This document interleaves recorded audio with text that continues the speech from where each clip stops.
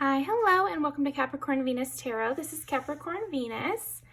So today we're going to see what makes you magnetic. Basically, like what is drawing people towards you, what draws people towards you. So we've got 4 piles. Pile number 1 is the Ethereal Visions Tarot. Pile number 2, I think it's called like the Sexual Magic Tarot. I don't have the box around me. Pile number 3 is the Iris Oracle, and pile number 4 is the Tarot Mucha. So go ahead and pick your pile, and I will see you guys in there.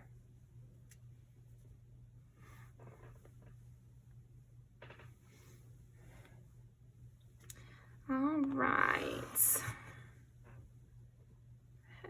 get it started.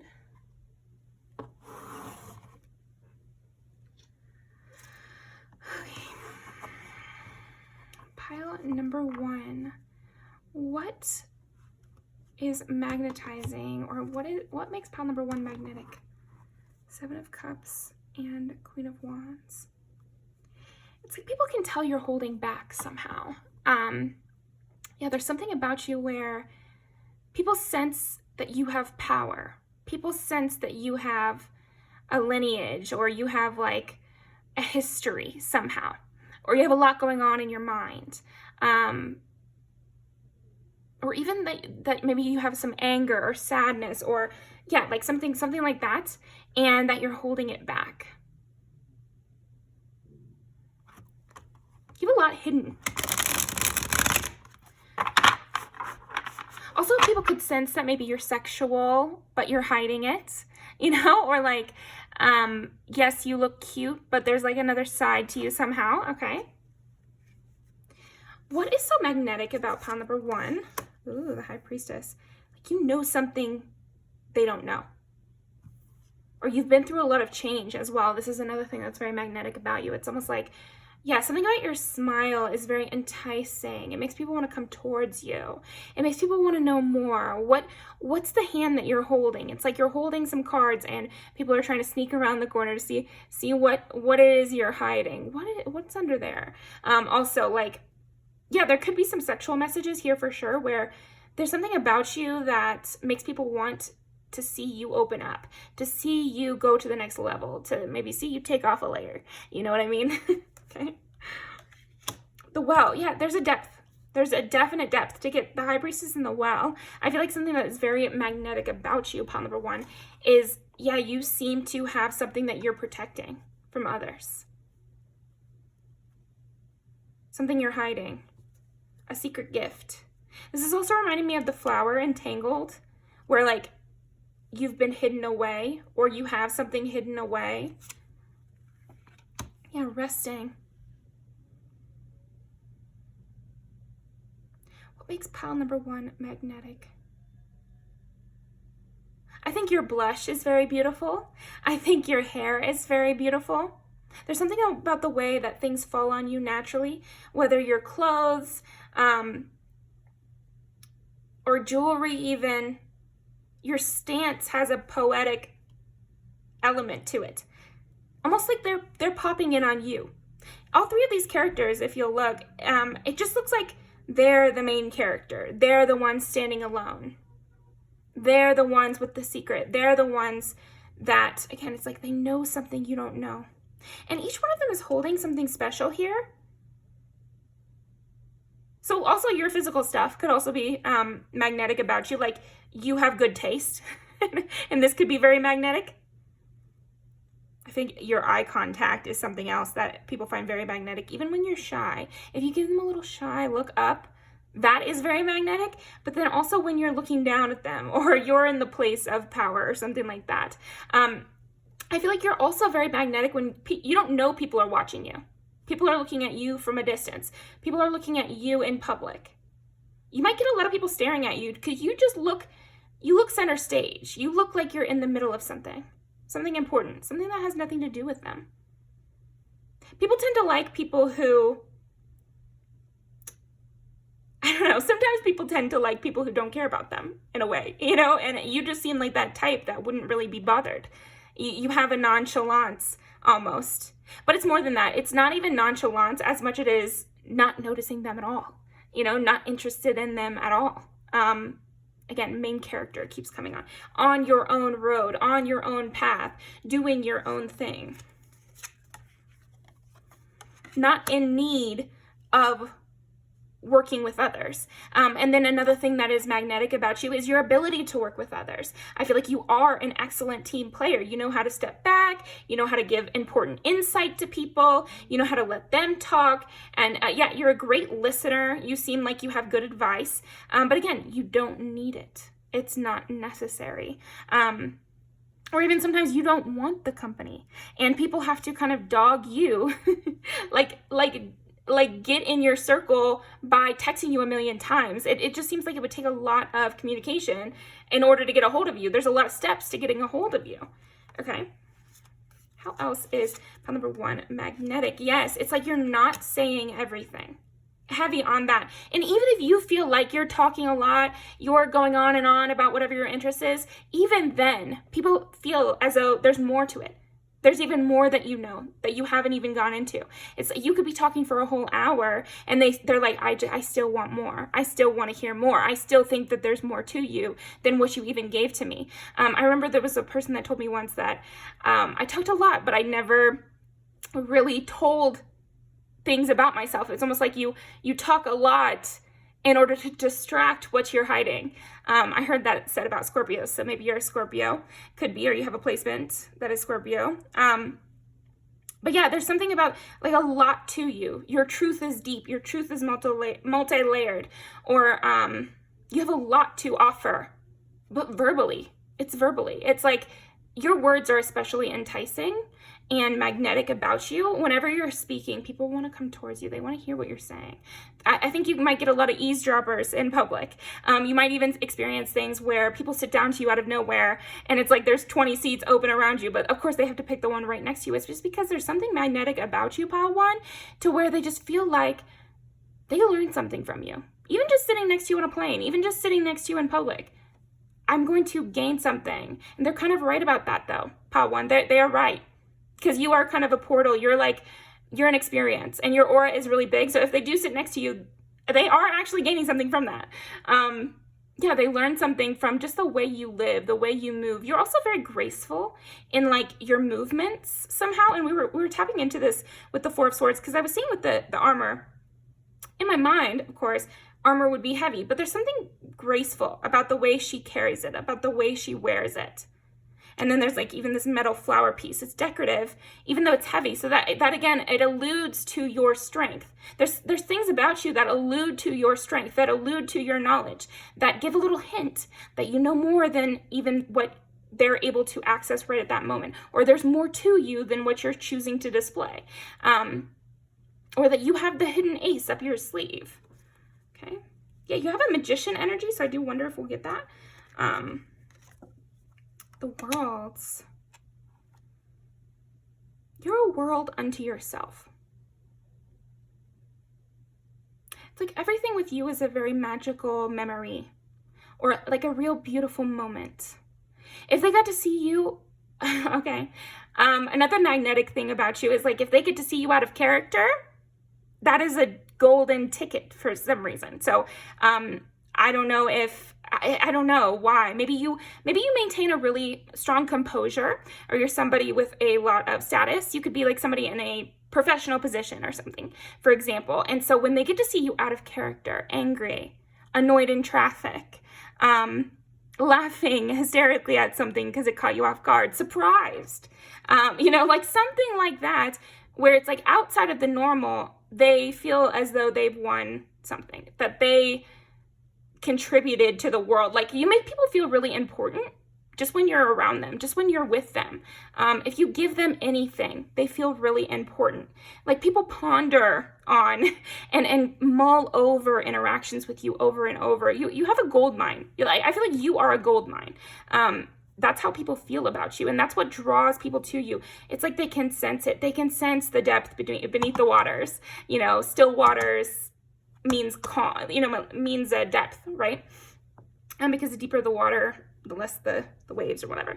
So there's something about you where people can sense that depth and it draws them to you. And then if they can stir you up a little, it's like they get this burst of energy. They get this burst of fire. So it's like you are an energy source. You're the campfire people want to come around. Yeah, again, because you're like a world of yourself, or even like a whirlpool. I feel like people get sucked into you. So you're magnetic in a very literal sense. It's like they can't help, again, even strangers can't help but like stare at you a little too long, or try to brush up against you. Again, you might get people in public who try to touch you, like, and hopefully not in a weird way, but I'm sensing even just like, if a waiter has to hand you something, it's like they want to brush your hand. If somebody has to pass you in the aisle or in the hallway, they want to kind of brush past you, because there's just something about you that you seem sacred, you seem important. And if they touch you, if they get close to you, then they feel important too. Or they feel, even if they don't feel important because it's not that deep, it could also just be they just feel like they need to. They feel this urge to do that. They have to fight the urge to come towards you. They have to fight the urge to sit next to you. They have to fight the urge to ask you questions. Okay? Yeah, again, it's like fighting the urge to ask you questions, because they fear reprisal and they also fear denial. I think denial from you is both a rush and a big hurt. So again, even a denial from you is kind of a rush though.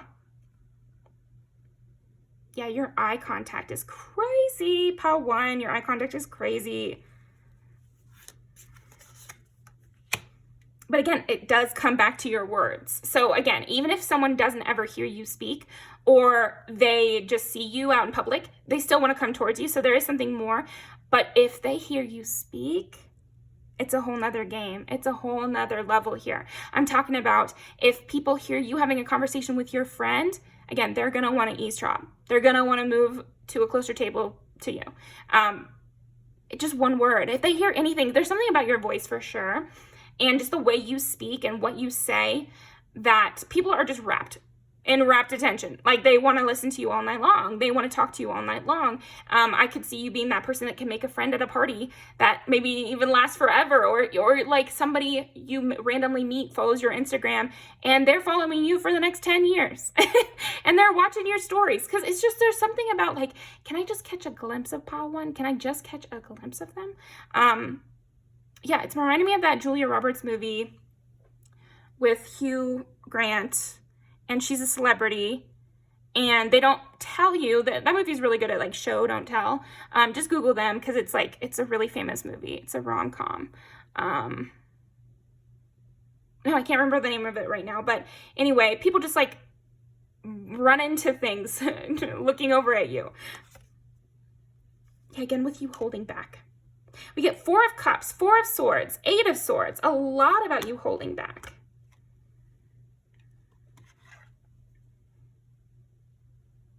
I don't know if you had a shy era, Pile 1, but people really loved you in that shy era too. Don't think they didn't. They loved you in that shy era. They were really into it. I feel like you are very cute and quiet. Sometimes it's almost like sometimes you're very cute and quiet, and it's almost like if they can just get you to blush, or you might have been like very blushy or shy or something like that, or really held back in a less in power way. I'm seeing like right now you're very empowered, and you might be more heart open, mind centered, and really in touch with yourself. But there might have been a time, or sometimes you might even get shy occasionally, and this is just absolutely makes people melt. There's something about you being shy, you being scared to approach, or you holding yourself back.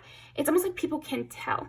They can tell that you're holding back. They can tell that you're feeling shy. They can tell that it's like a roaring ocean you're trying to hold back. I'm getting that image of like a dam, you know, and you can just feel the pressure. Your aura is so intense, Pile 1, that like people can feel the pressure of your aura when they're near you in all your eras. But, you know, especially now, if there's times where you'd rather be quiet, or you're really thinking about something, or you're very engaged in your own mental story or whatever, you might find that people interrupt you constantly, and you have to get away to a spot that is more secluded, because otherwise you're going to be constantly bombarded with interruptions, because again, it's like your aura is calling to people. You have a magnetic aura. I even feel pile 1, like it's a very intense call that people feel to be near you.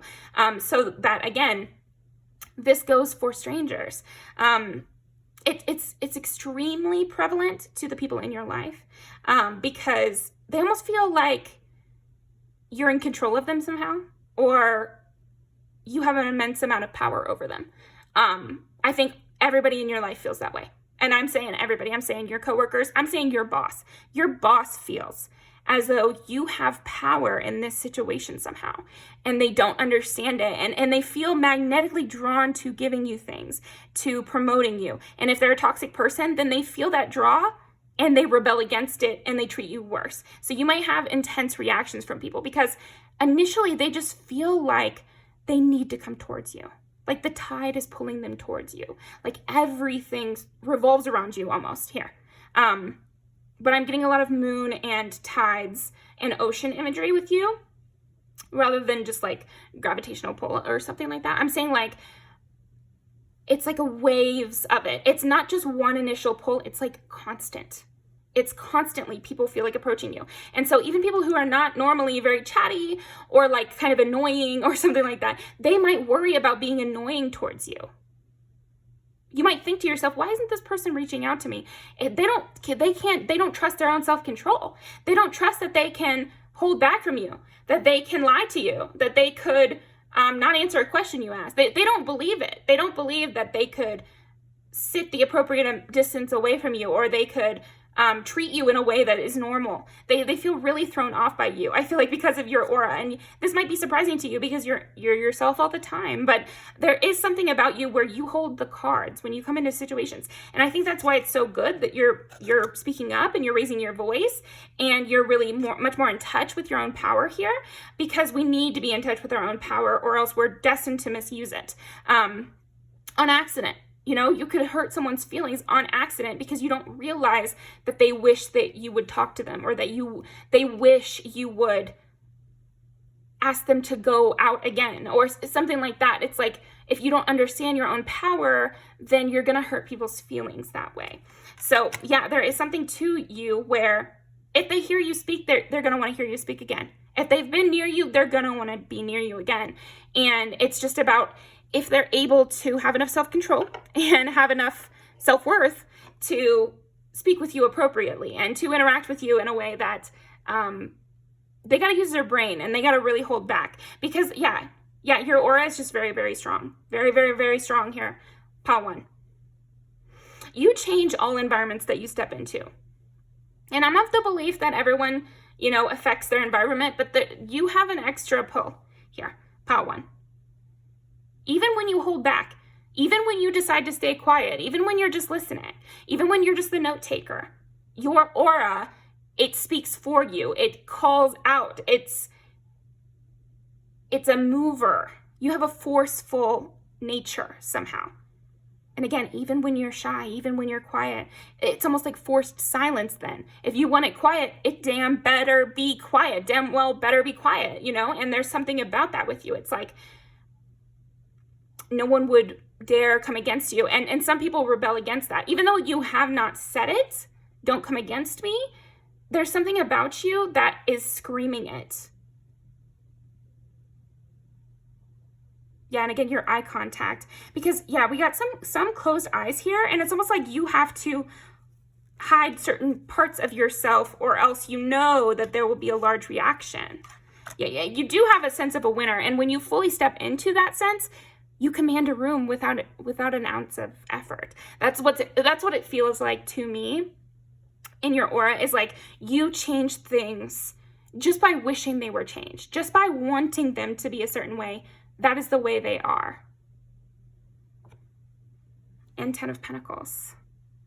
Yeah, and so you would make a great mentor or a parent or, a leader of some kind, because you will change lives that way. I think you already do change lives. You change strangers' lives. And here on this channel, we do believe in energy. And so I'm thinking that you change people's lives in a very real way where you're speaking to them and they ponder on those conversations. They think about the way you live and they try to live that way. But I think also you change lives from your energy. When people get to work with you, they're forever changed by that. They're forever improved by that, I want to say.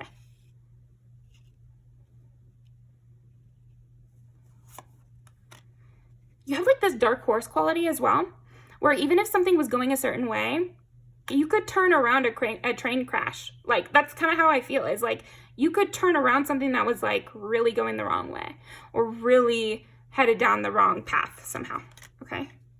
Or even just not even the wrong path, but like they were headed left and you came on board and now they're headed northeast. You know, it's like there's something about you that is clarifying as well. What makes you magnetic? You clarify things for people.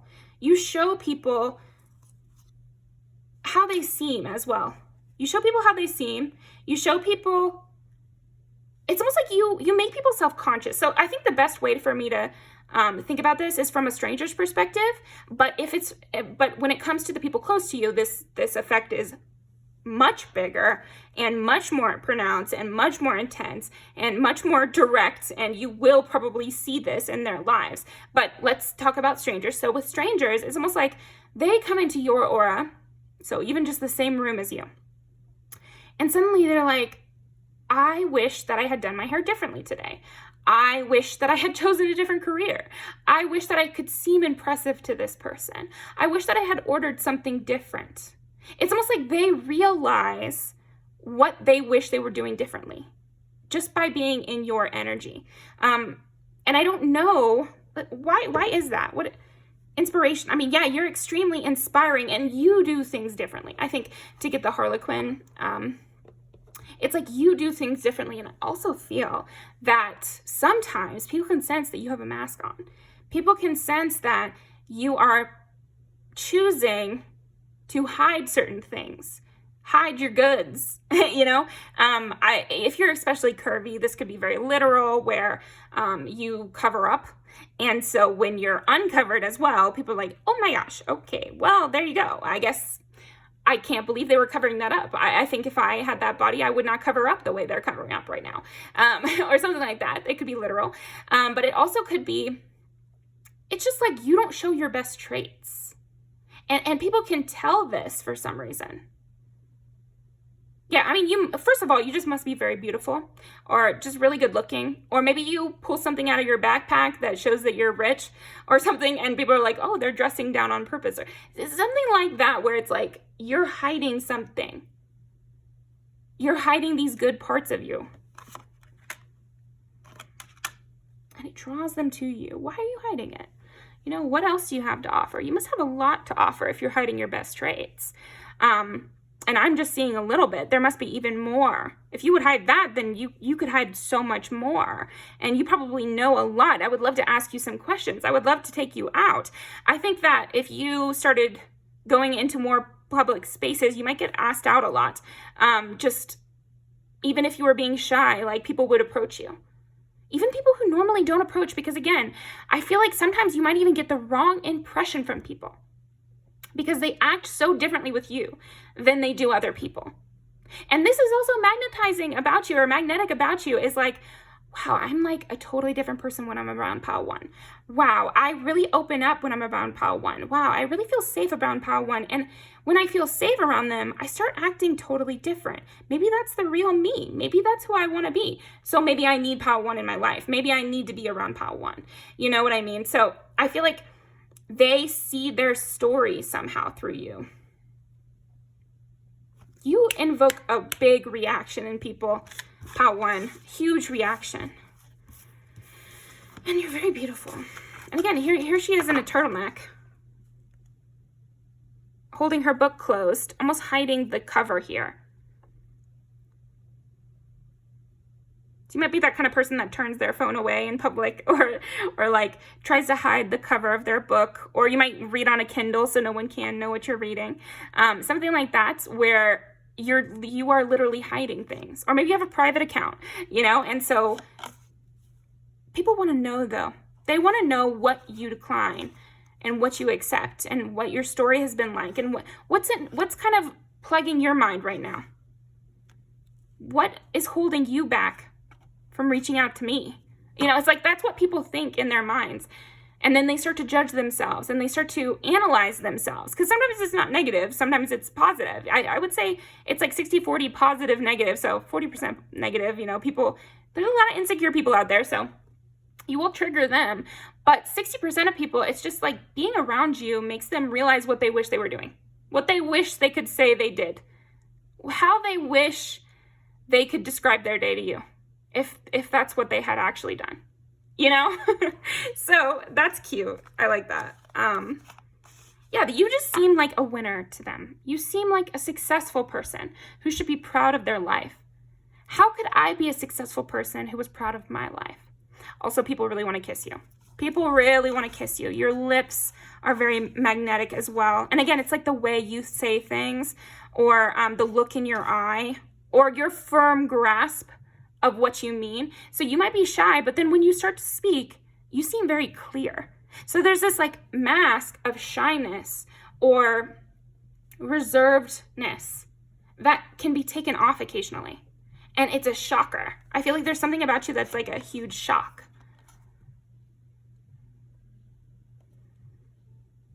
What your roots are,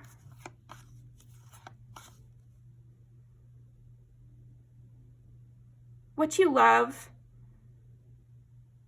what interests you.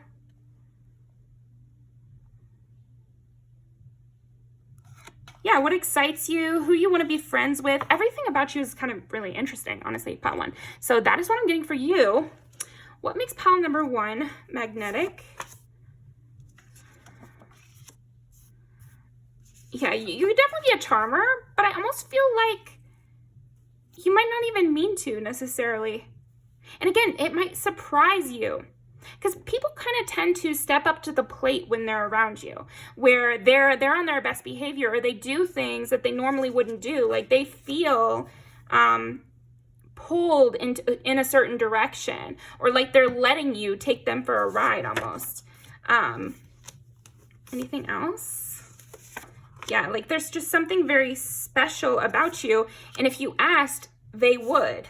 Like there's something about like if you ask someone to do something, they want to do it. Even if they normally really wouldn't. Or even when they leave your presence, they feel like, why did I say I was going to do that? Or why did I agree to that? Or, is that really what I want? They kind of lose themselves a little bit. And they do want to look good for you. And they want to approach you. And I like this too. It's like, maybe they normally wouldn't approach, but there's something about you that makes them want to approach. Or, switch the gender norms or something. Or, like, this is my moment. And that's all I'm going to pull. But, yeah, this is my moment. And then they get sucked down again. It's like you take them on a ride for sure. And they really want to listen to you. And they really want to hear about everything about you. I think people get really curious about you. Really, really curious about you. And yes, it's because you hold back certain things. But again, it's like even when you're being the biggest yapper you've ever been, people still feel like you were holding back. They still feel like there's more to know. So yeah, that's what I've got for you, pile one. Very nice having you here. And I will see you next time. Okay, pile number 2.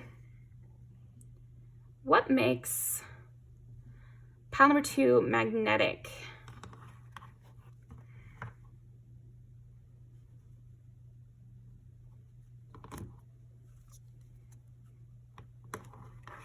Ten of Pentacles and Ace of Swords. Wow. It's almost like you satiate people. I think you could have this thing where you always know what to say. You always know the right thing to say. And that could also go for you always know the right thing to say to piss someone off. Or you always know the right thing to say to get someone off, or you always know the right thing to do in that moment to get the reaction you want, any reaction. I feel like you could be quite mean if you chose that route. Or you really, it's almost like I'm hearing that it's a good thing you're not a villain, pile number 2, like, because you really cause a spark. Like, I just keep getting like a lot of flame stuff. You set people off. You're a taskmaster almost here. But it's almost like, not mercenaries, because they want to.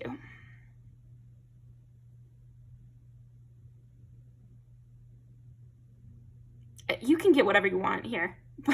Pile number 2, I feel like you're magnetic because you could get whatever you want at any time. I don't know if you get a lot of free things as well, or everyone wants to be your Valentine. I don't know if, I'm thinking of like in elementary school when people used to hand out Valentines. I think even as a child, you had this thing where people would want to help you in public, or people would want to do things for you, or you're always invited.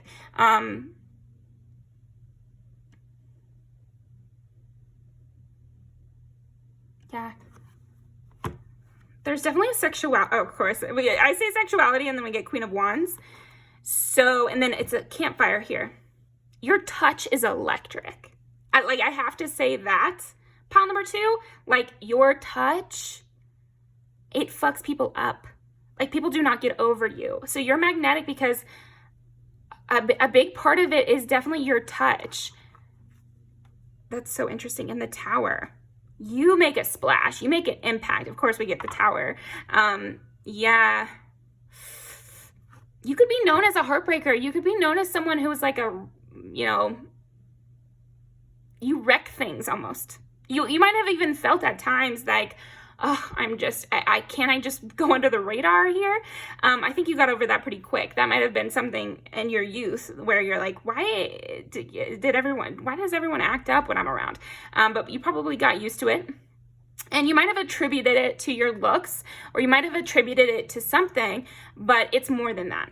I think you shake shit up, pile 2, and it makes you magnetic because people want to hitch a ride on your wagon, okay. So again, lots of sexuality stuff here. But I also just feel like people can tell you're going places, you're doing something. And every time you're anywhere, something's going down. Something's going to happen. It is not going to be lame. It is not going to be boring. You make everything exciting. Okay. There will be a change, and also you have like a dragon essence somehow. I don't know if you're in the sign of the dragon. I don't know what years that is with Chinese zodiac, but you seem sharp sometimes even, or dangerous.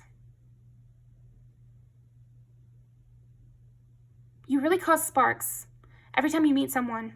I'm saying, like, you're giving someone a handshake and they're like, this person is going to go places. And even if it's not sexual, because I don't want you to think that everyone is sexualizing you. It's more that there's a power that is emanating off of you. And if you're on the market, then maybe that is kind of radiating off of you as well. And so people can, mix their signals a little bit there, where they're sensing your power and they're like, I think I'm in love with this person, question mark. I really feel like you have a lot of power to you. And again, especially with your touch, a handshake. I mean, if you're hairdressers, I feel like even those kind of roles where people are touching you as a part of their job, it's like, they realize your importance through it. It's like a transfer of knowledge of your importance. People can just tell you're somebody. You're somebody, or you're going to be somebody, or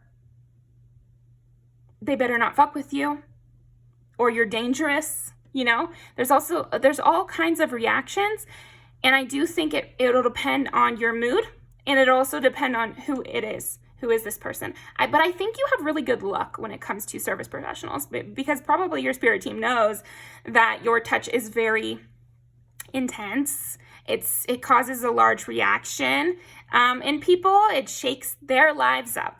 And again, probably most people will not know it's because of you. Some might know it's because of you, but most probably won't. They also gotta keep a little bit they have to keep other people safe from you sometimes. Just because you really will stir things in a location, like you will change things. You will change a dynamic.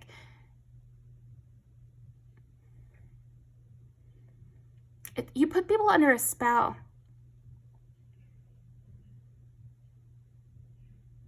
This is very interesting energy. Okay, I think I'm going to pull a different deck, actually. What makes pile number 2 magnetic? Okay, so a lot of things. Wish fulfillment. Yeah, people could feel like, oh my gosh, you know, I'm thinking of a romantic comedy called Good Luck Chuck. And every time he dates someone, they meet the love of their life very next time. And obviously this is seen by him as a curse. And yeah, and then he meets someone else that keeps happening to her too. So, and then they fall in love. But yeah, it's almost like coming into your life will mean dramatic change for the other person. And you might have seen this play out. So again, I feel like your spirit team, make sure you go to the right people. Let's see here. 7 of Cups. Yeah, because change is a neutral term. Change could be a lot of things. You could meet someone in public that's like, maybe they're a bad person, and then all of a sudden they go to jail. You know, like, I just feel like you cause drastic change. So, yeah, like I said, like, it's not always sunshine. Yeah, Justice, Ace of Swords. It's like, it's almost like you reveal truths. Yeah, and so this now we can go into the, you know, your regular life as well. What makes you magnetic is you seem to be a truth teller. You have that ability. Like Wonder Woman with her lasso of truth. Yeah, it's like you will make it known. Or yeah, you could have like claircognizance or something, or you could be really smart, or you could be very street smart as well. The Moon. It's like you clear up confusion. And sometimes, you know, bad people like when there's confusion. You know, they want the mystery not to be solved. And so any situation that you're in, the mystery will be solved. Confusion is going to be cleared. We're going to understand what's going on here. So it's good for people who have been dozing through life and don't know what's wrong with them and don't know why they're feeling the way they are. You will clear that up for them, and you will let them know why. And you will let them know, and you'll get them there. You'll get them to the truth of what's going on, or you'll help them down that road of where to go next. Also, you have a way of speaking that is like, you dwindle down everything to like its essential truth, or like you understand, like maybe you're a poet, because that's kind of what poetry is, right? Or a rapper or something, because you're like dwindling everything down to its lyric form, which is like shorter than, you know, a long form content or something. It's like confusion. And what does the Moon do? It brings light to the dark. So there is something about you that kind of thrives in dark places, because you'll be the most powerful source.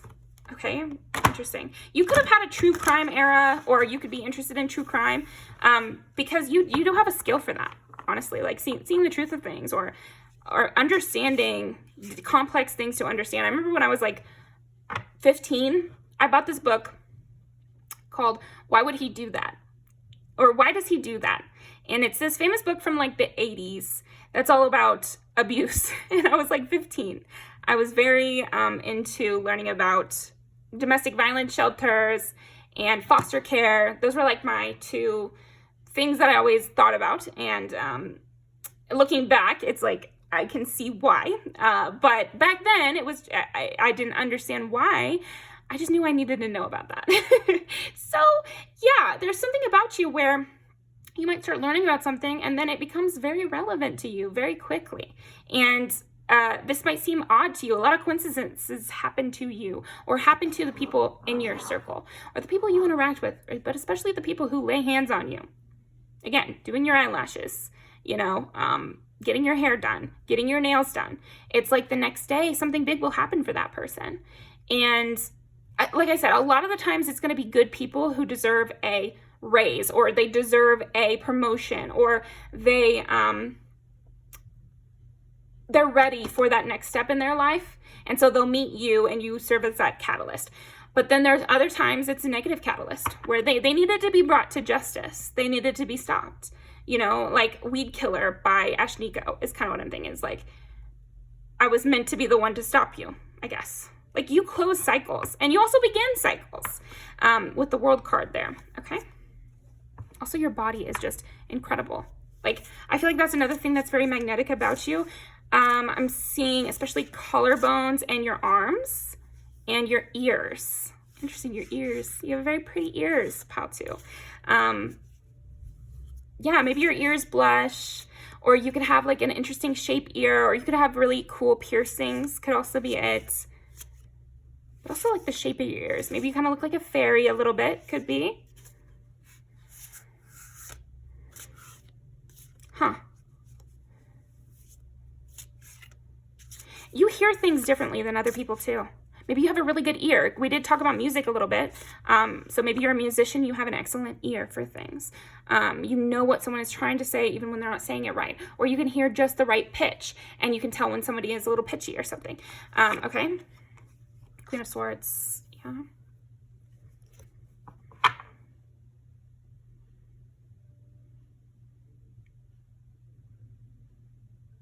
You really give Queen. You give Queen energy here. What is magnetic about pile number 2? What draws people towards them? Your features are very distinct. Your face shape. I think your face card is kind of crazy here about too. It's like a shakeup though. I just keep getting a shakeup. And so people get addicted to that rush as well. You might bring in a lot of gambler types, really, or just like high adrenaline seekers, because you are that shot of adrenaline. You are that, you really embody, or you spark people.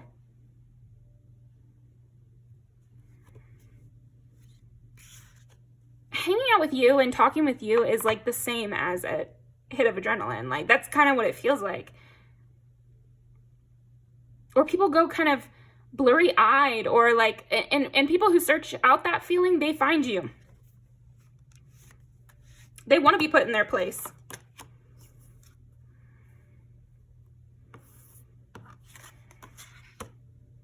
And there can be situations where it's almost like you are mean when you don't want to be, and you're also kind when you don't want to be. Of course, we have control. I'm saying like, unexpectedly, you might find yourself in situations where you thought you were going to have to come in and be the tough guy, and it turns out you had to be really soft with them.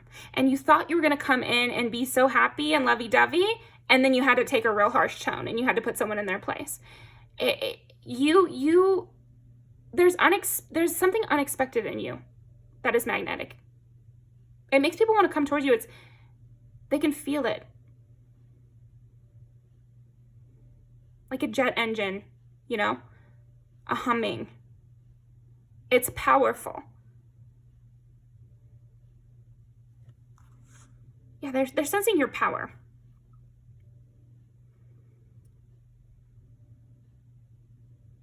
It's like your power to make something from nothing. They could build me up. They could break me down. They could, yeah, you'd be a great talent scout here, or something, because people might want you to manage them.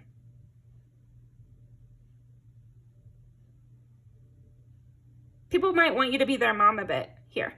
So building them up and complimenting them, there's nothing like a compliment from pile 2. It's almost like a reckless feeling. I feel blown about in the wind. Like, I feel I could ride that high of your compliment for the next 3 weeks. I really do. I feel like you've sparked a blunt in my general direction, and I just get to enjoy that now. Yeah, it's like you have fixed my day. You have, what is that show that used to be on? It's like Alana Fixed My Life. I feel like you have that kind of energy where you come in and you're like, okay, you're the one who I feel sorry for, and you're the one who deserves so much more from life, and you should be wanting more, and you should get that, and you deserve sweetness. And this is what I like about you, and this is what I like about you, and this is your strength. And it's, you can just sweep through that way. And then also you can sweep through in another way and say, and it's like you pull back the curtain. You pull back the curtain because, again, there's something unexpected. I don't think that the universe sends you to people that everybody kind of knows is bad. No, they don't send you to those people. They send you to the people that everyone is ignoring or thinks is, sliding under the radar. They send you to environments where someone is sliding under the radar. Because there's something about the way you see things, or your good ear or your good eye for things, that means you catch it. You catch it, and you're not afraid to say. I almost think sometimes you could think that you are being reckless, or you're brash, or you might dog yourself a little bit, or like get a little mad at yourself, like, oh, I should have waited to say that, or I jumped to a conclusion too quickly, or something like that, and you're not right about that. You're not right about that. You came to the correct conclusion. It was quicker than other people, but that's why you were sent. King of Cups. Your emotional intelligence is extremely strong. I would say one of your biggest strengths is your emotional intelligence. Makes sense if you're in music or art in some way, because then you're using it. But even if you're not, I really see this playing out with you. You could be a counselor, but I see you like cavorting with a lot of different types, like being around a lot of different types of people. So even customer service. I don't care what your job is. Like, that's kind of what I'm getting at here, pal, too, is like, I don't really care what your job is. The thing about you is that you're strong. You're strong here. You're powerful. You shake things up. You might have a lot of different jobs, honestly, because you could come into a job and it was completely fine, but maybe there was something lingering under the surface, and you will bring that to the surface immediately.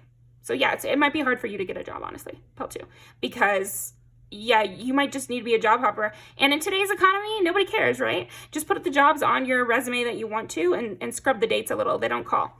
That is my opinion. So yeah.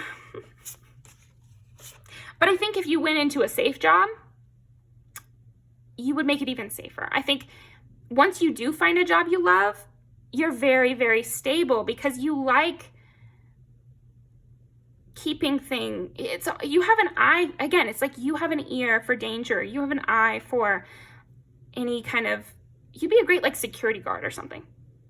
I really see you as like a security guard in life somehow. Oh, and then we get justice again. Or a lawyer, like something in the law. I wish being a cop wasn't the absolute most disgusting thing you probably could do. Because it might be fun if it wasn't like that, but don't be a cop. Don't be a class traitor here.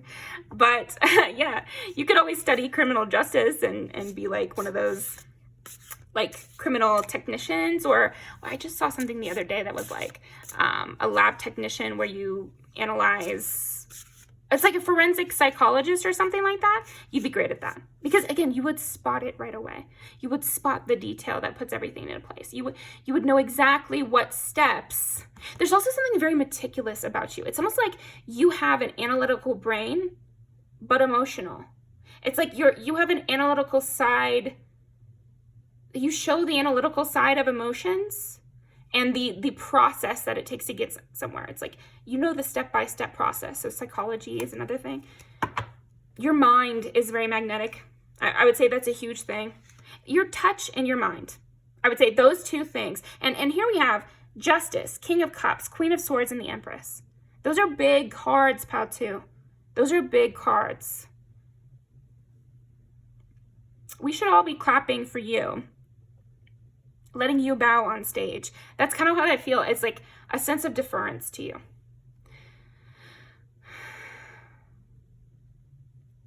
So take this as a red flag. If someone does not immediately defer to you, they're doing that on purpose to try to throw you off. Because the initial response that everyone feels when they meet you is, I need to respect this person, and I'd like to see what happens next. And that is just a true, honest first reaction everyone has when they meet you or when they have you in your life. And when you have them in your life, they feel that.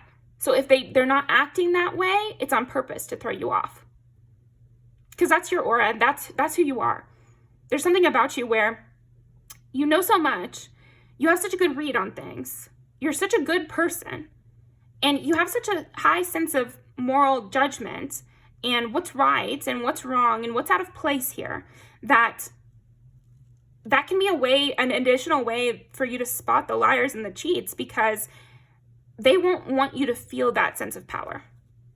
It's almost like they can sense that if they gave you that power, you would find them out, or it would be game over for them. They wouldn't get to freely fuck around in this workplace, family, friend group, environment. They're correct about that. So you need to know that about yourself as well. Don't get your feelings hurt. Like if somebody doesn't like you right away, that's actually a red flag. That's actually a red flag. That has nothing to do with you. That has to do with probably their character. And you should be worried that person has, okay, that may be a strong statement. Let's just see. Yeah, okay, so it doesn't always have to be a bad thing, but you should know that if somebody acts that way, they have a secret. And they're saying, I can say that.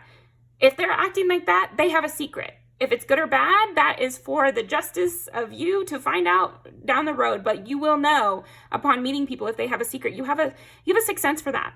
It's like you can just tell they have a secret. Now, what secret that is, be careful with that, because some people, hide their sexuality, for example, or some people hide that they've been hurt in the past, or some people hide their sensitivity because they've learned to put up a wall.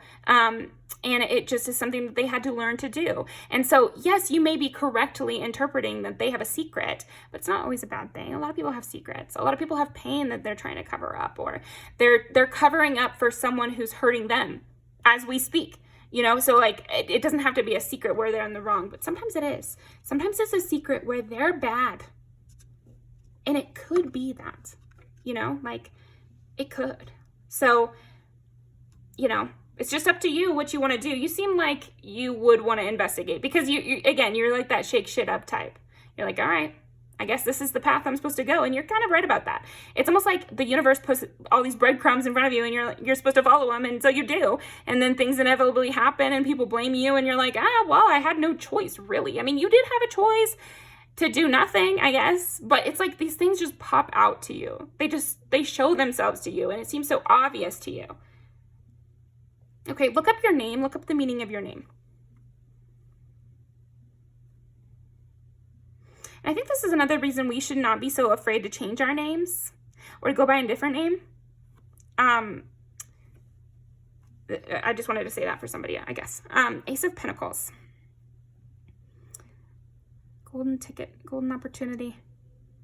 Also, these people sometimes, I think, it's almost like you are that fairy princess who went warrior mode. Like that's kind of your aura, because there's a part of you that is magnetic because you seem like a trophy wife or somebody who could be used for their own purposes. And so bad people might, you might look like a golden beacon just blaring your light to bad people sometimes, where it's like they are being drawn towards you, but they're being drawn towards you so that you can turn the tables on them.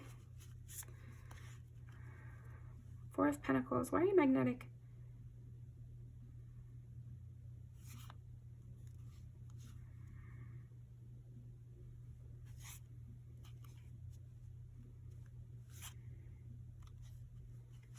You confuse people. I think you're magnetic because you really confuse people. When they thought they were going to hurt you, you loved them. And when they thought you were going to need their help, you were independent. And whatever they thought, it's just not what happened, because you're the Princess of Wands. Like you are different. Why are you magnetic? You're different, Patu. You're different. You stand out. You're that green light on the other side of the water that people try to come towards. And whatever reason they thought they were coming towards you, it's not what ends up happening. Yeah, it's not what ends up happening. What ends up happening? Why is pile number 2 so magnetic? What's going on? I am seeking revenge. I'm confused. It's like you change people even when they didn't want you to. If they were coming at you to try to hurt your feelings, you end up changing them.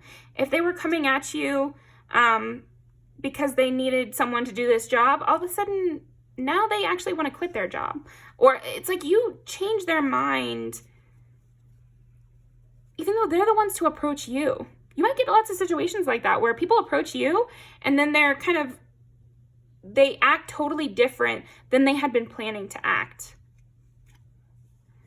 I'm frustrated with you. People get frustrated with you because, again, they can't act the way they planned. And they might be surprised by what you guys have in common because you look really different than what your personality is. That's another thing about you. I have trust issues. And you can see that in people. You see that in people even when they don't want you to. And you expose that. So, you know, I hope you're sweet to them when you expose that, you know, like I bet you are, but you need to know your power. I said this in pile 1. You need to know your power so that you don't accidentally hurt someone.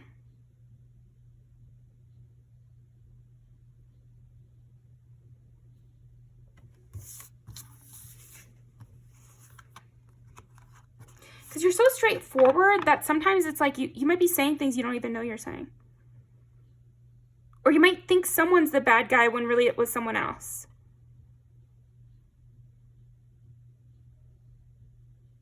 But keep following the breadcrumbs. It's just you're gonna feel something off, even if it's somebody in that person's aura. So you might meet someone, you're like, oh my gosh, I'm disgusted. What is wrong with this person's aura? And it's actually not them. It's like somebody abusing them, or it's like their parent, or it's their spouse or something like that, or it's like their sibling. And you don't even know that you're actually feeling that other person's energy. And so you might unfairly judge that person. Wow.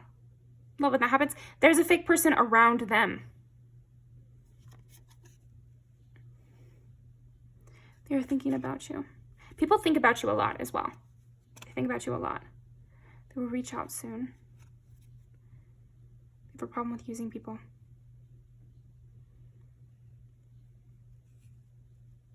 The used and the users really are drawn to you a lot. And you serve as a peace and quiet for the people who are constantly dealing with too much drama. But yeah, you have a lot of people that will reach out to you. Yeah, because you're magnetic. Even though you are a shake shit upper type, I feel like people get drawn towards you, and those are the people you interact with. You almost don't need to be reaching out as much to others because they will reach out to you. They can't help it. You might take on an apprentice. I'm seeing that.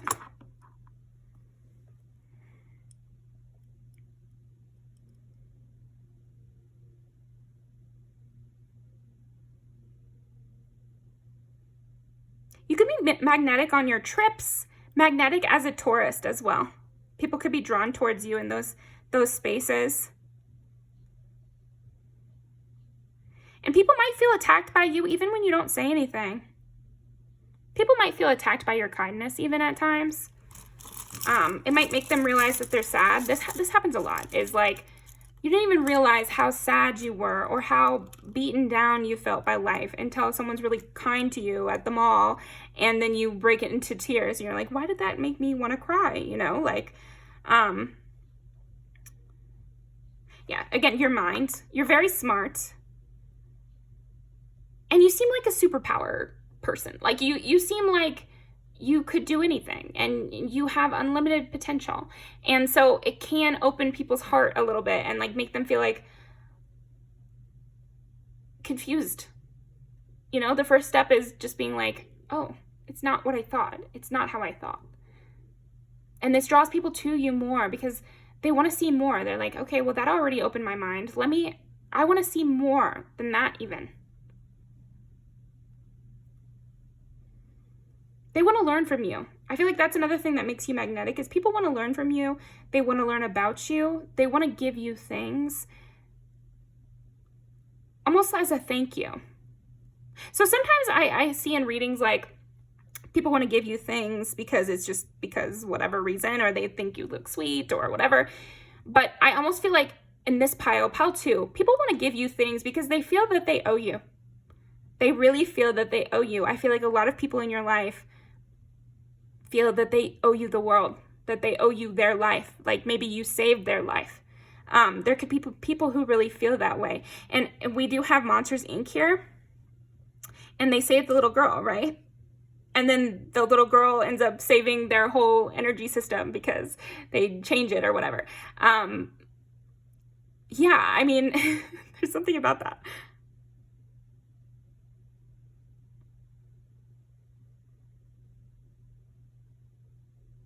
You really create a sense of teamwork too. You show people what it really means to have a friend, to have a teammate, to have someone who's helping them. To have someone who's going to fight for them. This is funny. Oh my gosh. Yeah, it's like, do you want to build a snowman? With Anna is like repeatedly going to find her sister here, right? And just like won't take no for an answer, basically. So I'm really seeing you almost as Anna, though. Someone who knows people's emotional truth. Like, you're really good at that. I think once you get past that aura reading part of it, where you get confused because some people have some monster in their life that is like draining all of their life force. And so when you step into their aura, you feel that monster and you think it's them, but it isn't. That has happened to me several times in my life. And it is troubling because you're really worried at first. You could even be afraid of that person. And then it turns out that they were not the one giving you that feeling. And so that's why it's so important to have logic in this life. Also, you can't just run off of aura. You can't just run off of emotions. You have to look at things logically because there's complexities to these things that science can help us, get to. We can understand basic truth, but we do need to learn, and that will help us in a lot of different other ways. So I don't know why I needed to say that, but yeah. So for example, she does, it's almost like pile 2, you do things on accident. I feel like you really do things on accident.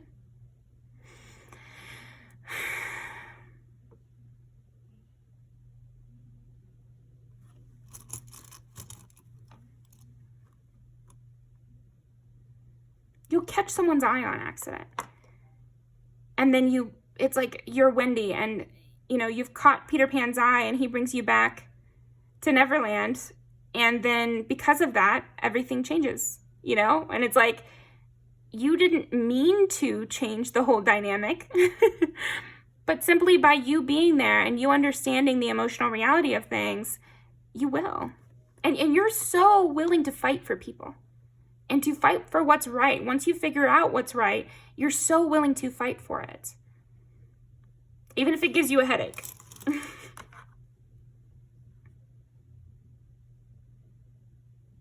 think you also love fun. And again, this confuses people. This surprises people. You're just a very surprising person here. Pile number 2. And I'm even getting softer as the reading goes on with you. And I feel like it's because initially there's that, jump. But it's like, it thaws out.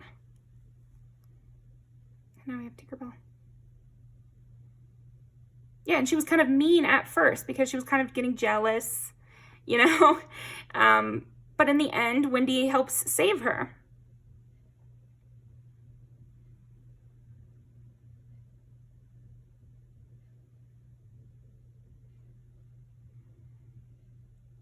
I think the intensity of your emotions is also very magnetic.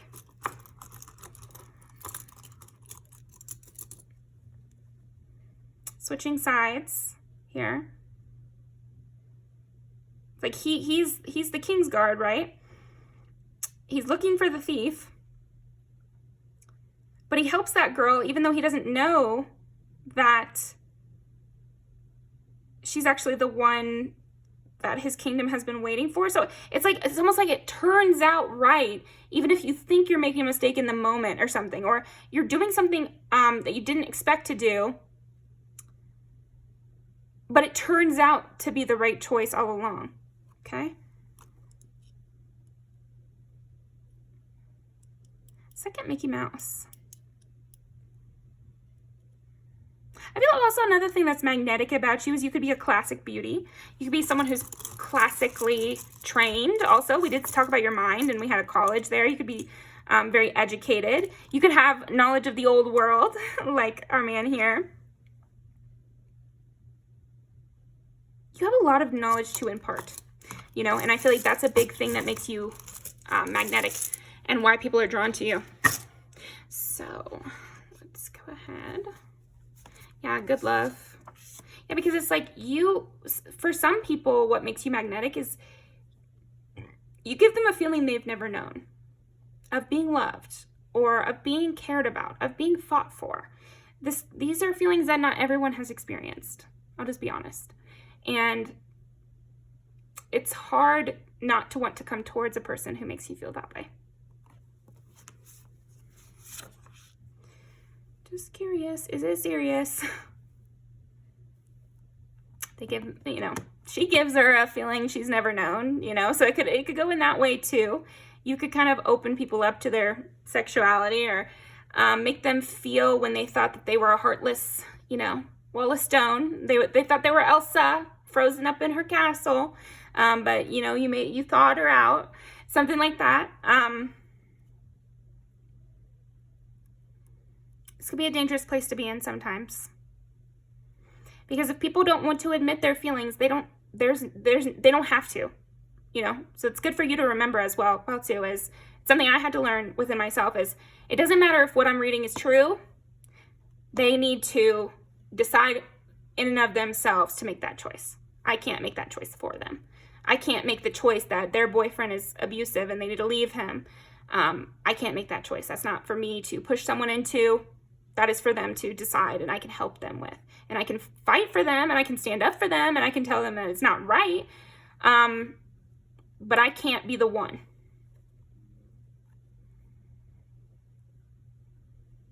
I can show them something different.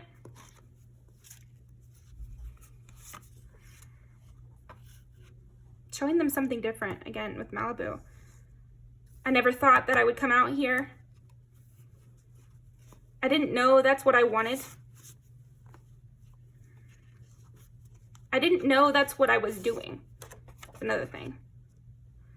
You could, people could bring out your wrath, and they don't even know why, you know, like they didn't know what they were doing was bad, or they didn't understand that. And then again, we got Beverly Hills.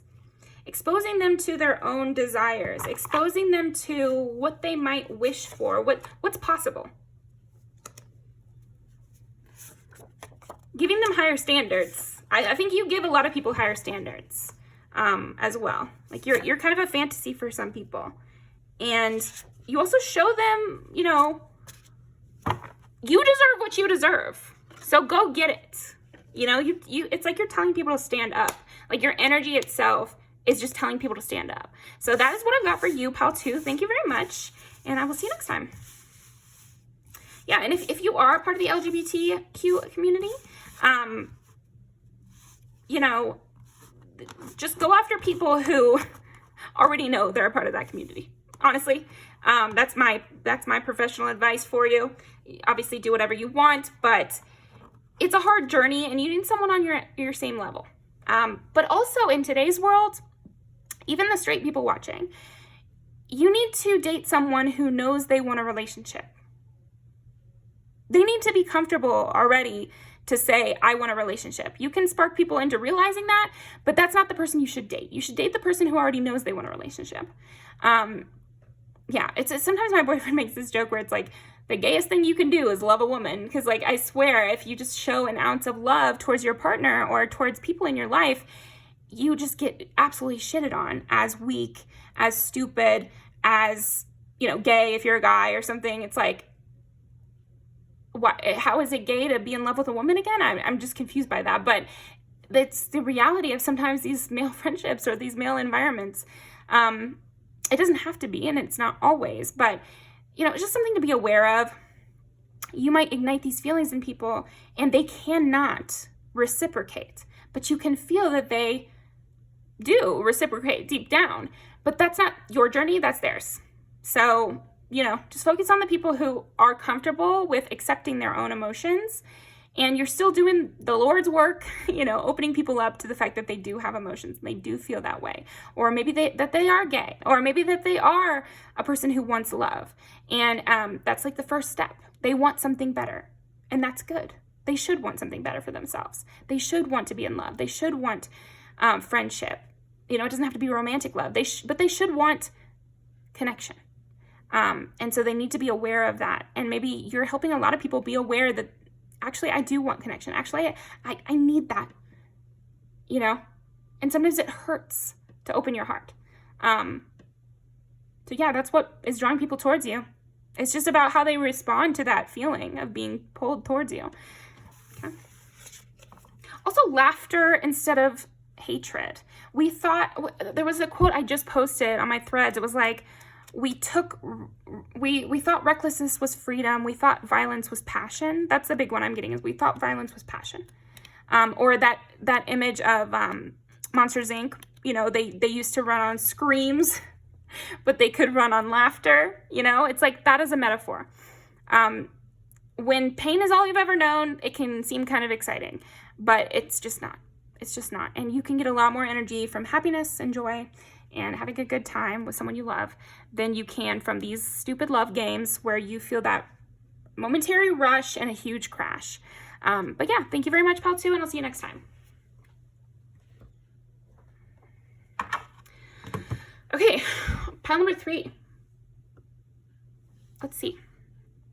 What makes pile number 3 magnetic?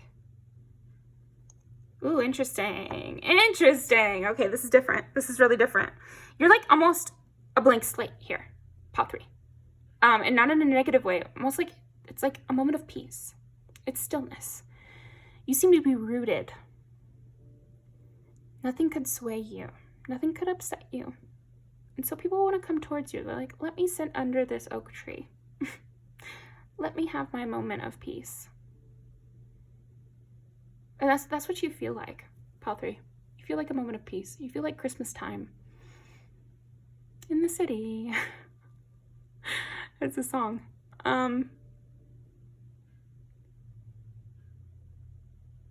Yeah, I'm getting a lot of like physical sensation with you, pile 3.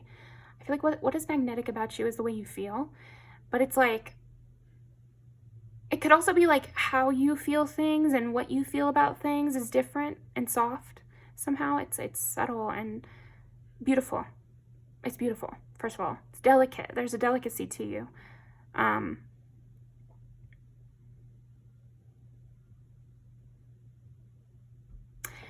Yeah. I mean, it definitely makes people realize what they've been missing, but it's like a breath of fresh air or a cloudy day where you can just be at peace and you don't have to be in a hurry. And again, I'm getting like images of roots. I'm also getting like, I don't know if you guys have ever been in like a cave where they have like stalagmites or something. I grew up in Indiana, and that's something that they used to take us on field trips. Like one of the things we have is like these huge caves. And I can't remember what's in them. Oh, shoot. It's a kind of stone, and I can't remember. It's kind of expensive.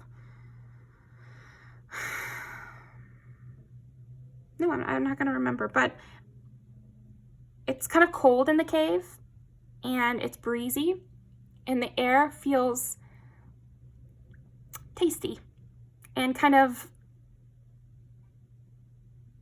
fresh. It's almost like, if you've ever eaten snow or like had a little bit of snow on your mouth, that's what being in one of those caves is like. And I feel like you have that energy here, pile 3. It's like blank almost. But in a way of like steady, a rock here, that I could share things with you, and it's safe to share these things. Like, it's not going to leave this room, or it's not going to shake you. You can't be easily shaken by what I'm going to say. So I feel safer around you. That's what they say about like foster kids. Is like they'll try to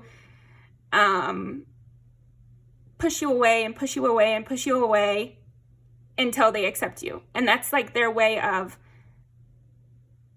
keeping themselves safe or something. So you'd be like a really good person to have around if you're experiencing that. I think we adults, we do the same thing. We push people away because we think, well, they're going to leave anyway. So why don't I just speed up the process? Why don't I just say exactly what I know would get them to leave me forever? And I just feel like that wouldn't work on you.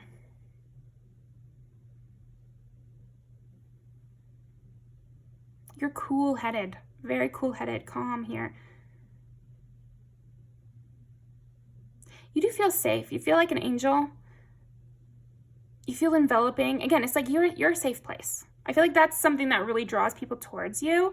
It's almost like they can sense it. I think birds and other animals and kids would really gravitate towards you. You might be very magnetic to, animals and kids and, just people who are in trouble. Also, maybe like somebody who is like trying to run away from somebody would be like, hey, can you pretend that we're together so that, I can get out of here? And I feel like you'd be the right person to ask. Or people might come up to you and be like, do you know the way to such and such? Or do you know how to get here? It just feels like you wouldn't ridicule me. And it also feels like you would help me.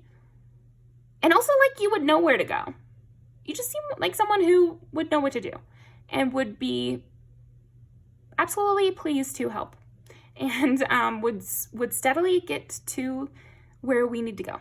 Like I would put you in head of navigation. I would let you drive. I'd be comfortable with you in the driver's seat. I don't know if anybody else feels like this, but sometimes I hate being in the passenger seat and letting someone else drive because I'm just such a control freak, I guess. And but with you, I feel like I could let you drive. I could let you drive. That's fine. You can drive. And I'd probably be able to fall asleep in the car, and I wouldn't even be worried about it. Or I'd let you hold my purse, and I wouldn't be worried that you would run off.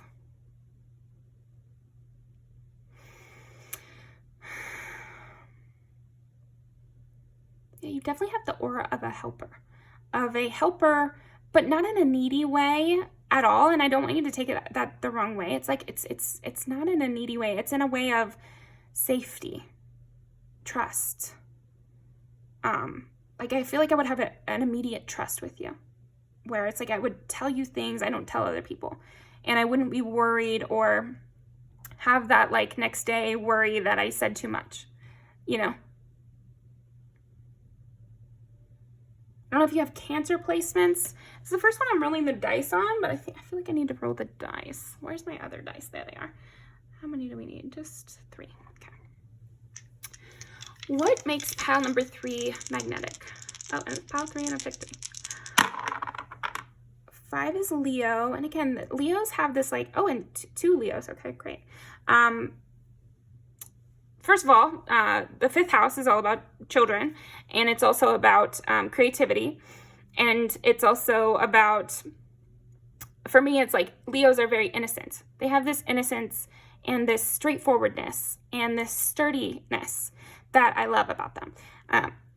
My brother is a double Leo, and he's just always there for me if I needed him. And I remember I asked him to come to my birthday party. He lives in a different state than me, and he just immediately bought a ticket, and it's like, it's not like, I don't mind asking you things. I don't mind asking you to, can we push back our date? Like, I know that we said we were gonna, I'm not afraid. I'm not afraid to ask you that. I'm not afraid to be alone in a room with you.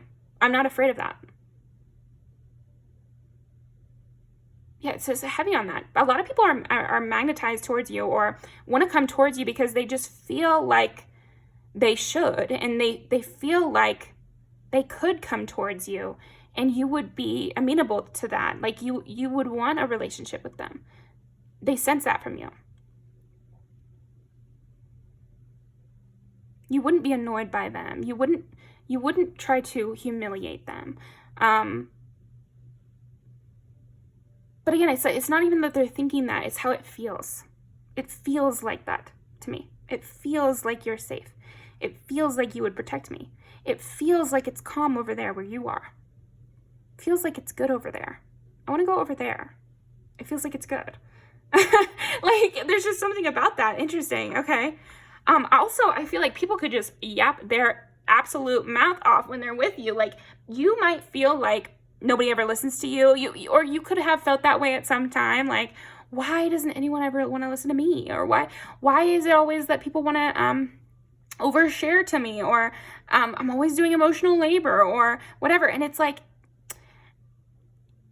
you know, do whatever you want. And this is your life. If you feel that people are wasting your time, then who am I to say they're not? But I just feel that maybe you could be honored by that. Because they're not sharing with everyone. You might meet people and you're like, wow, they're real chatty, and they never speak. And you don't even know that. You don't even know that they never talk to anyone.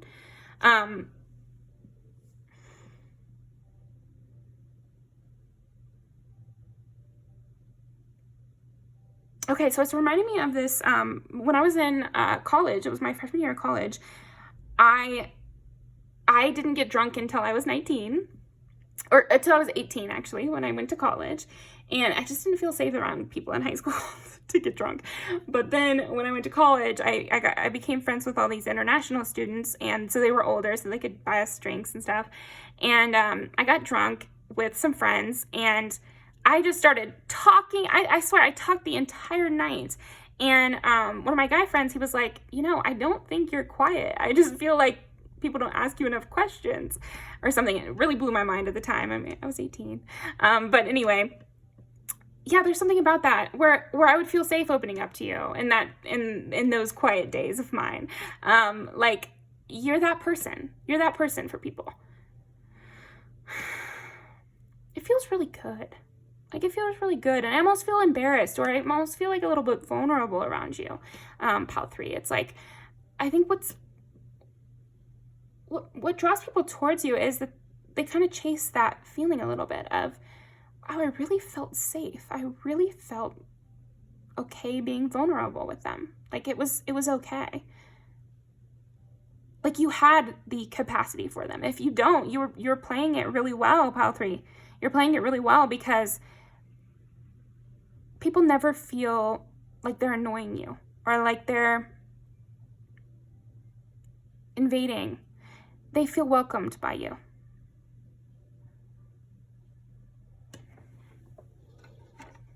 Yeah, you have a sense of home. People feel like you're home to them. The little house, little bed and breakfast. Yeah, I almost want to tear up with you, Pal 3. What's magnetic about you is you have like a golden aura. Like, you're very safe. You're very safe. You're very warm.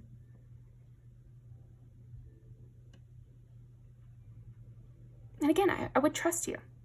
I would trust you.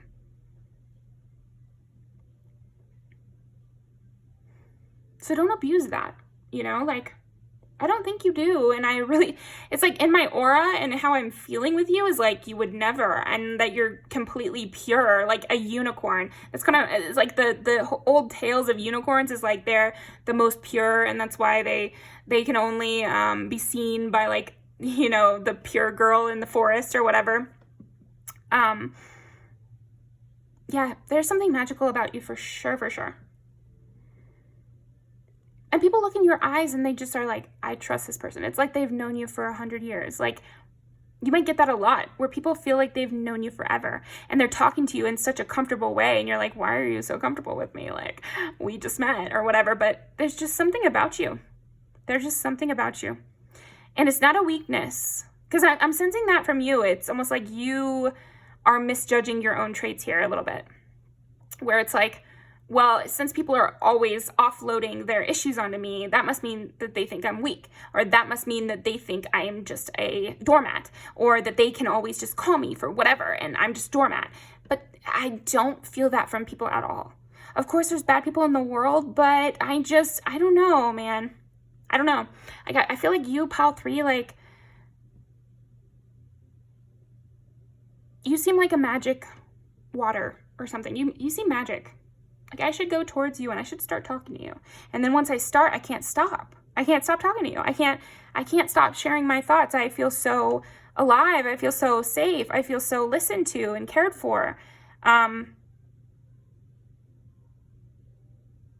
It feels so natural. Being with you just feels natural. Okay?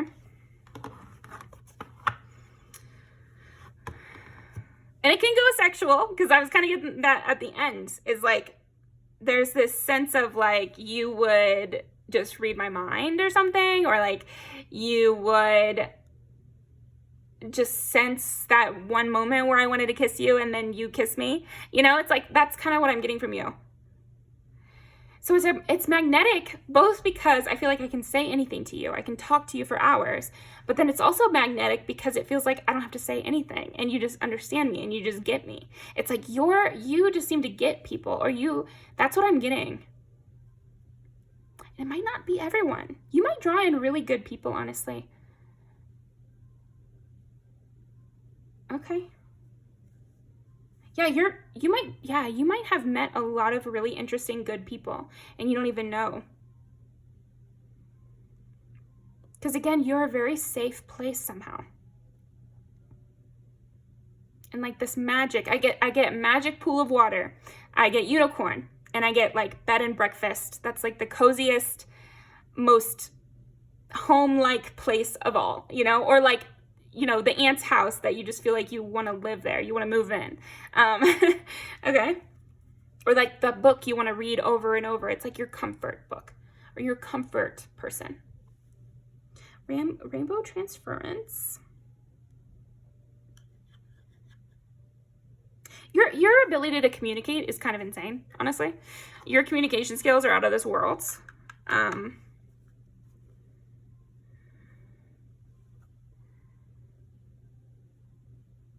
Yeah, I'm gonna see you as the heart eater, but like in a way of you would be able to, like, I can lean on your shoulder. I don't know. It's like I could cry to you.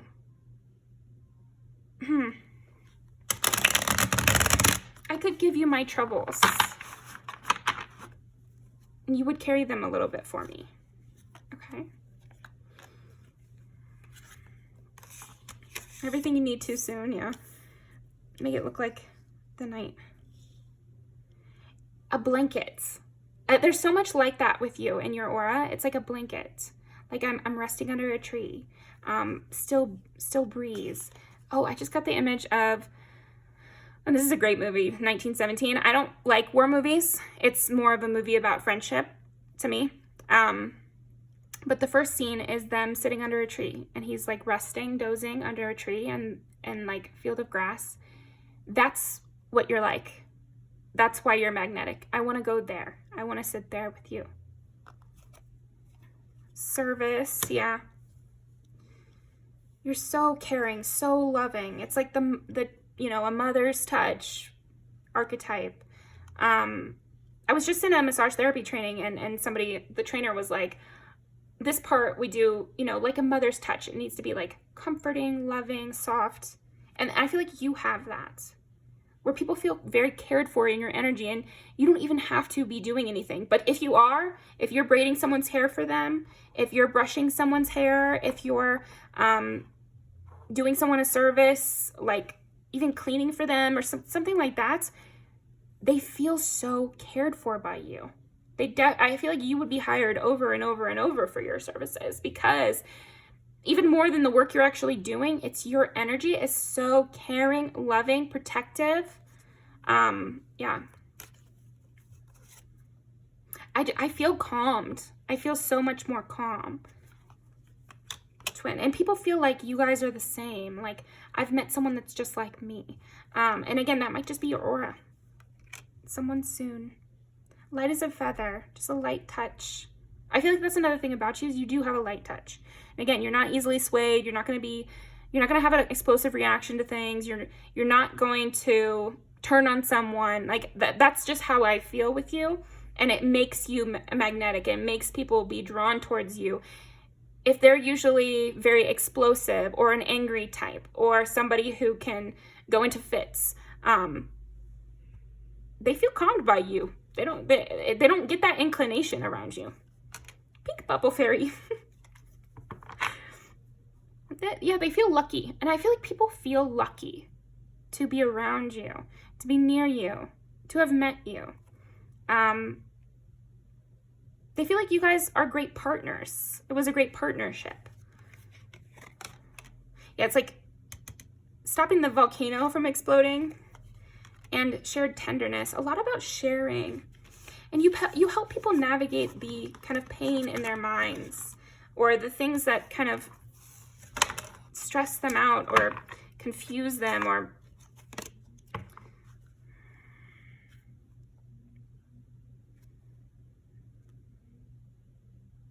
they don't need to hide. They could have good things. That you're very protective. I think it also draws people towards you that you protect your own heart. And that, again, that makes you a safe person. I've said this before on my channel, like lots of videos ago, but I remember if you're a person who lets bad people into your life, you're not safe to me. Straightforwardly. So if you're a person who never lets a bad person into your life, that means you're safe. That means I can come towards you. I can be in your life because I don't have to worry that there's a fox in there somewhere.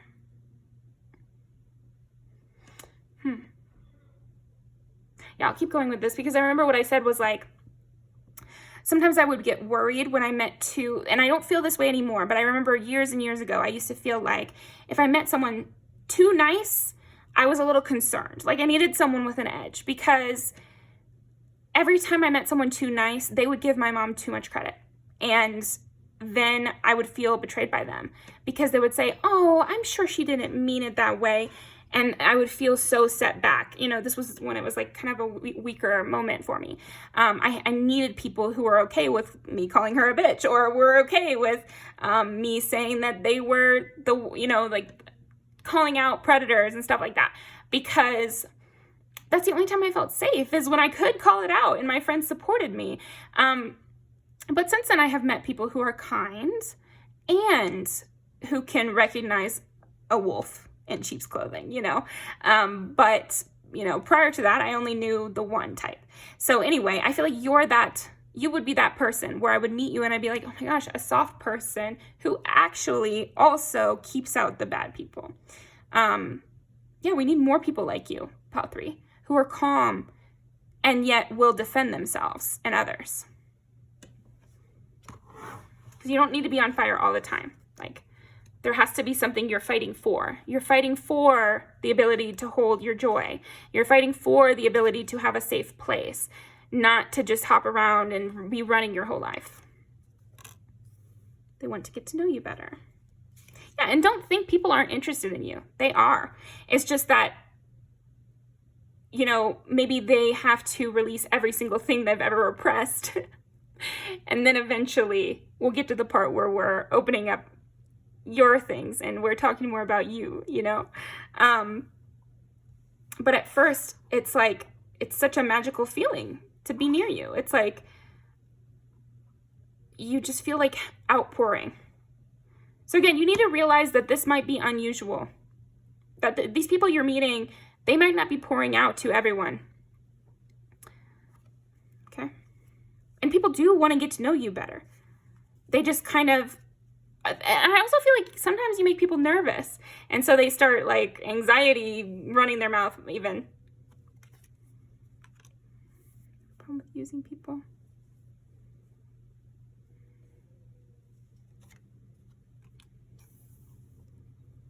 Yeah. You meet a lot of people when they need help. Like because you have that aura and because you seem like you could help, you meet people during that time. So yeah, don't be afraid to stick up for yourself and say, this is what I need from you. You got to assert your boundaries and assert what you need in the relationship. And people will gladly give it to you because they already feel so safe. They already feel like they owe you because you've sheltered them, or you've saved them in some way, or you've protected them. And so if you were more open about your desires, then you could be helped. Okay. Make them laugh. Yeah, and you could really break down a serious person's walls here and make them have some fun for a change. This is a past life connection. I feel like you have a lot of past life connections. And I used to hear this sometimes where if somebody says that you have a lot of past life connections, or you find that you have a lot of past life connections, maybe you were famous in a past life, or you were a king or queen, or something like that, where you did know a lot of people. And so that's why you have so many more connections this time. Or it could be like you've had a lot of past lives. That's another way of looking at it. But yeah, a lot of people want closer to you. And so they feel this intense desire to get close to you, they feel this desire to protect you too. So I don't want you to think it's not mutual. It's very mutual. It's just that what makes you magnetic is all of those things together. So then, of course, what you're going to see is them always talking, and they feel like they can just laugh and have a great time with you. And then maybe you feel like your needs aren't being met, but you need to speak up, because people will immediately come to the rescue, honestly, if they just don't even feel like you would need that. They respect you. People respect you. And again, that's why they feel like you're so independent. You don't need that. Yeah. Yeah, and if people are draining you, it's okay to like take a step back from that.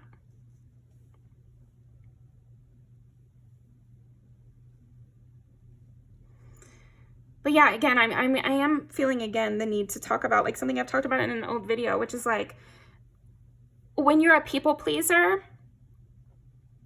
you could become kind of draining, because you have to take any moment you can get for connection, for being heard, because every human being needs to be heard. They need love, they need connection.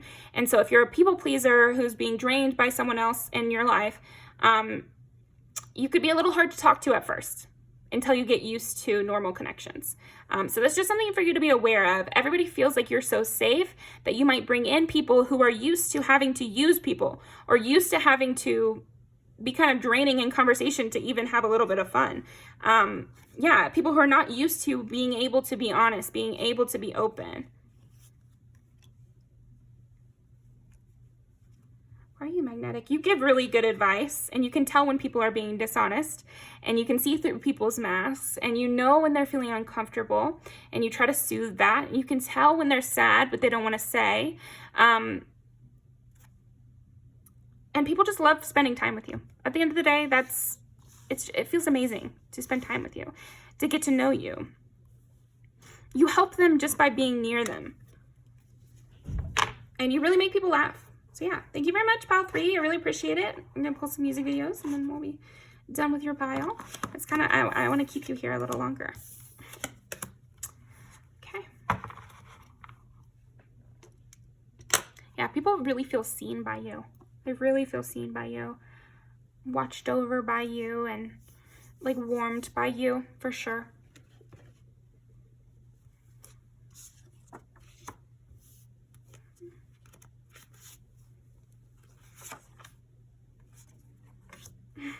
Like they want to stay over, they want a deeper connection, they want to be with you forever. All they want to do is make love to you. Wait, don't go. Like, yeah, and so it can be sometimes not good, because you could get in connections where the moment you turn away to leave, that's when someone really goes crazy and tries to pull out all the stops to keep you. Because honestly, your energy is just that good. Your energy is just that good, pile 3, where people who don't feel safe around anybody else, or don't feel seen by anybody else, and this could be because they're putting on a mask so strong that nobody else can read them, but there's something about you where you can read anybody. You can see through anybody's mask. No matter how good the mask is, you can see through it, and so that's one hell of a drug. That's one hell of a drug, But that doesn't mean you need to do that. Don't fuck me up. And you have that in your aura. You really do. So there's a lot of love there. But, if they want to use someone, you have a lot going for you. So what is so magnetic about you?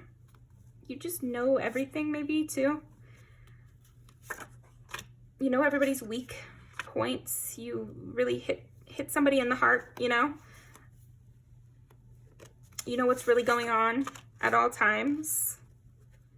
You might even feel like sometimes you have to hide away in your room, you know, because it's just easier that way or something. I encourage you to get out there, but it's still always good to have like a home base, you know, and somewhere you can hide away to. Yeah, you really open people up to, I was just closing off my heart and then I meet you.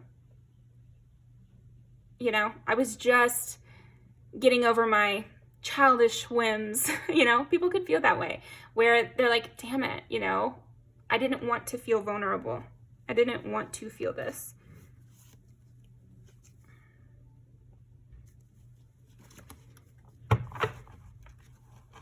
Yeah, people feel like it's only the two of you in the whole world. When you're talking to them, it's like you're the only one that exists.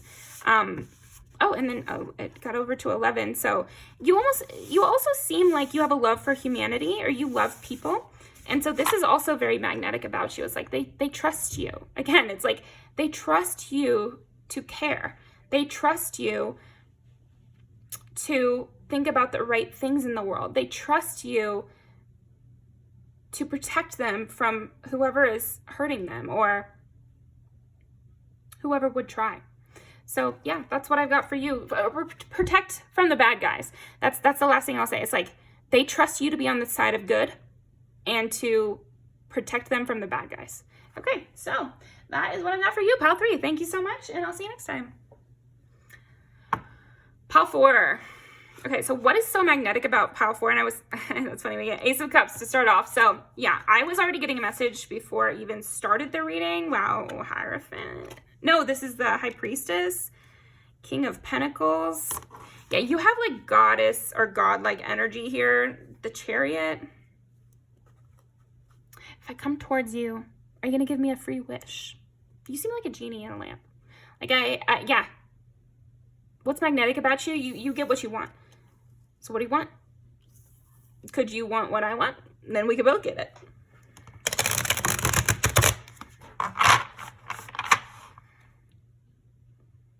Also, you seem like impossible. There's something about you that is like, well, that doesn't seem possible. People can't believe you exist, or people can't believe certain things about your life, or certain things about the way you live, or certain things about your beliefs. Like, they can't believe someone like you really exists. And so it really draws people in. You seem too good to be true. Big time. Big time. It's almost like somebody is thinking, yeah, you almost seem like dessert here, too. Wildest Dreams by Taylor Swift. It's like, yeah, you seem like somebody's wildest dream. Like, I can't believe that. What? That's why I'm magnetized towards you, Pile 4. It's like, no way. That's crazy. You could have accomplished a lot, for sure. Also, your hair could fall in just the way, you know, in just a nice way. You do look like a painting. Like, I feel like you look like a painting. You look like a Greek statue. You look like somebody I drew up in my little fan fiction here. Okay. One of those black and white Tumblr photos over here. What is so magnetic about pile number 4? Let's see. 4. That's Cancer. Any other big titty bitches in here? Oh my gosh. So your body could be something that is magnetic about you. It's like people want to come towards you because you look just like, you're just like a 10, you know? I really am getting a lot about your body and the way you look here. You could stand like a dancer as well. You could have a lot of grace. Like, you just look like you're being lifted out of a cake right now. And again, with the dessert imagery. Your cup runneth over here, Pile 4, with beauty, brains, and body yada yada. Like, that's kind of what I'm getting is you, yeah, If you're not like married, people are like, how has no one scooped you up? How has nobody hired you yet? How has nobody locked you down? Like, there's something about that with you. It's like they meet you, and people might even sometimes, okay, what makes you magnetic? You seem perfect. You seem impossible, and it keeps going there. So I just feel like some people might even try to be constantly looking for your flaws because you don't seem to have any. Yeah, you're flawless somehow. Also, your work might be flawless. So you even might get teachers and that sort of thing being like, did you cheat? Like, people might think that you've cheated on a test, or that you used ChatGPT when you didn't on a paper because it was just so well done. It was so expertly done, maybe in a short period of time, or something like that, that they think you have to have cheated. You have to have plagiarized this because it's so good. Like, I could see that happening to you in like high school or something, or college or whatever, because they're like, well, there's no way you wrote this paper. It's too good. Like, I could see it if you had a dick teacher that could happen to you, because they're just like so impressed with you that they think you're lying. Like, I feel like you might get that a lot, where people are so impressed with you that they almost get mad, or they think you're lying, or it's like too good to be true, or there's no way. And so people get drawn into you because it's almost like it's a controversy. It can't be true that you're this perfect. It can't be true that it's all the way it seems. There has to be something wrong with you. Okay? It has to be a lie. The Emperor.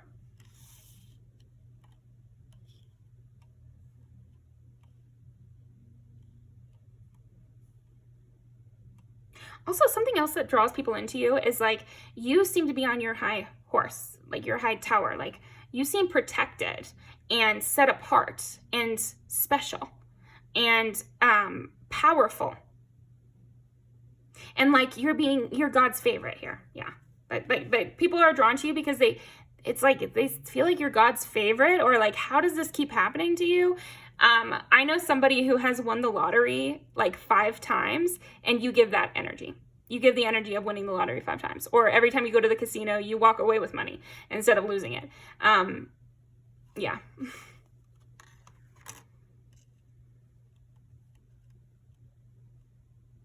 Also, you might have like a sixth sense about when to drop something, or when to leave a business, or when to leave a relationship or a state, or, you know, like, you might fly the coop at just the right time, almost like you had insider information. Like, there's something about that with you. It's like you always seem to have the insider information. Strength. Strength, the Emperor, the High Priestess, Ace of Cups, and 4 of Cups. You have so much that you have to decline some things. It's almost like you can't take on all that you're offered. Why does this draw people towards you? Love grows love. Everything you touch turns to gold. And that's one of the big things that draws people towards you. They can just, it's like they smell it on you. Heart eater. People might get really jealous over you. Even friends and family, they might get really possessive over you. You might be that person, Pal 4, that people get super possessive over, and they want to monopolize your time, or be the only one you talk to, the only one you ever see. Just because everything you touch turns to gold, and you seem, I don't know, because it's not even about how you seem. It's just that they get around you and they are very protective over you, and want to monopolize your time. They want to be your only friend. They want to be your favorite. How can I be Pal 4's favorite? And I'm telling you, it's not just romance. It's really family, friends, coworkers, everybody. They want to be your favorite. Everyone's vying for your attention. Okay? But there's no way you have enough time in the day for everyone. And that also draws people to you. It's almost like your popularity is also something that's drawing people to you.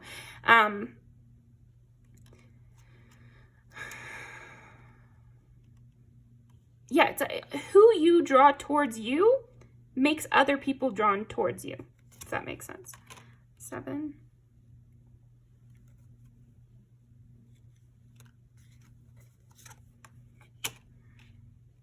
You're never in the cold. I just thought of that Flo Milli line where it's like, I would cry over a blank, but a bitch never alone.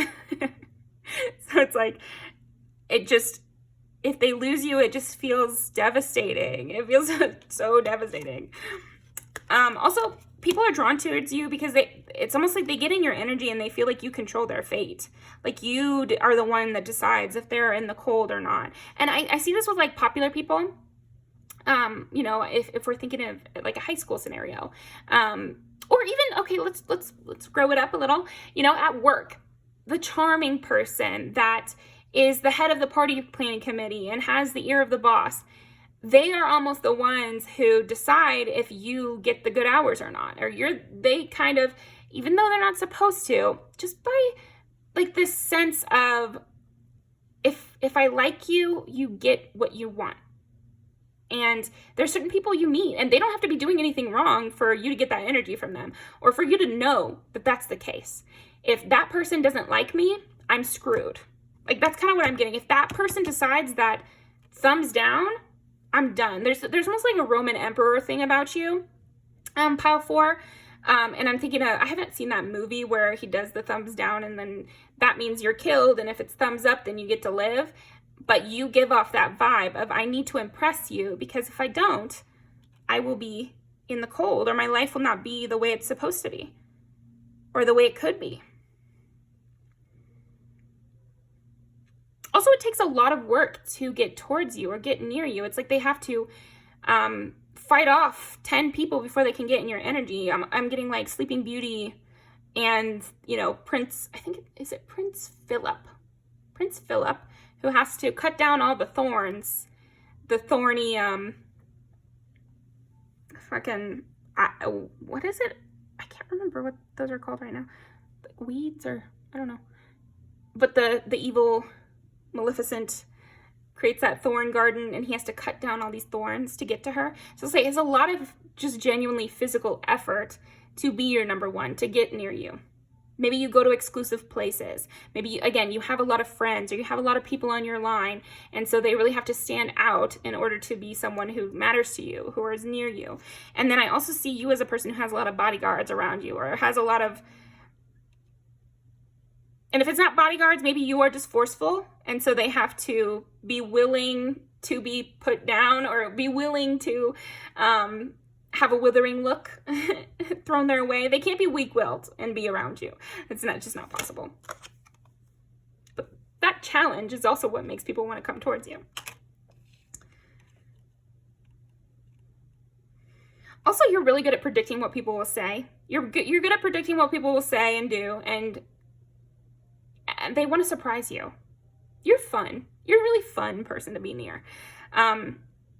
It's a bit of a thrill. And I did say that with pile 2, but so maybe you came from there as well, but it is a thrill to talk to you.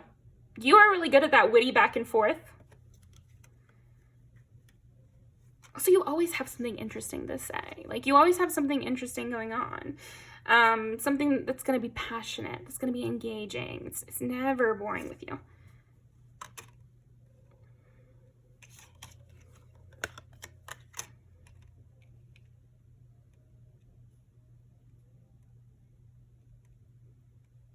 People really like you. I want to say that as well. It's like people just genuinely just like you. You're fun. Like, everybody wants to be near you. You're really fun and enjoyable. Yeah, and I feel like they don't want to be the one that you're considering letting go. You know? So you could definitely be a boss here, in which case a lot of this would make sense. It's like, I want to hear what the boss says. I want to learn from the boss. I know the boss has information that would help me.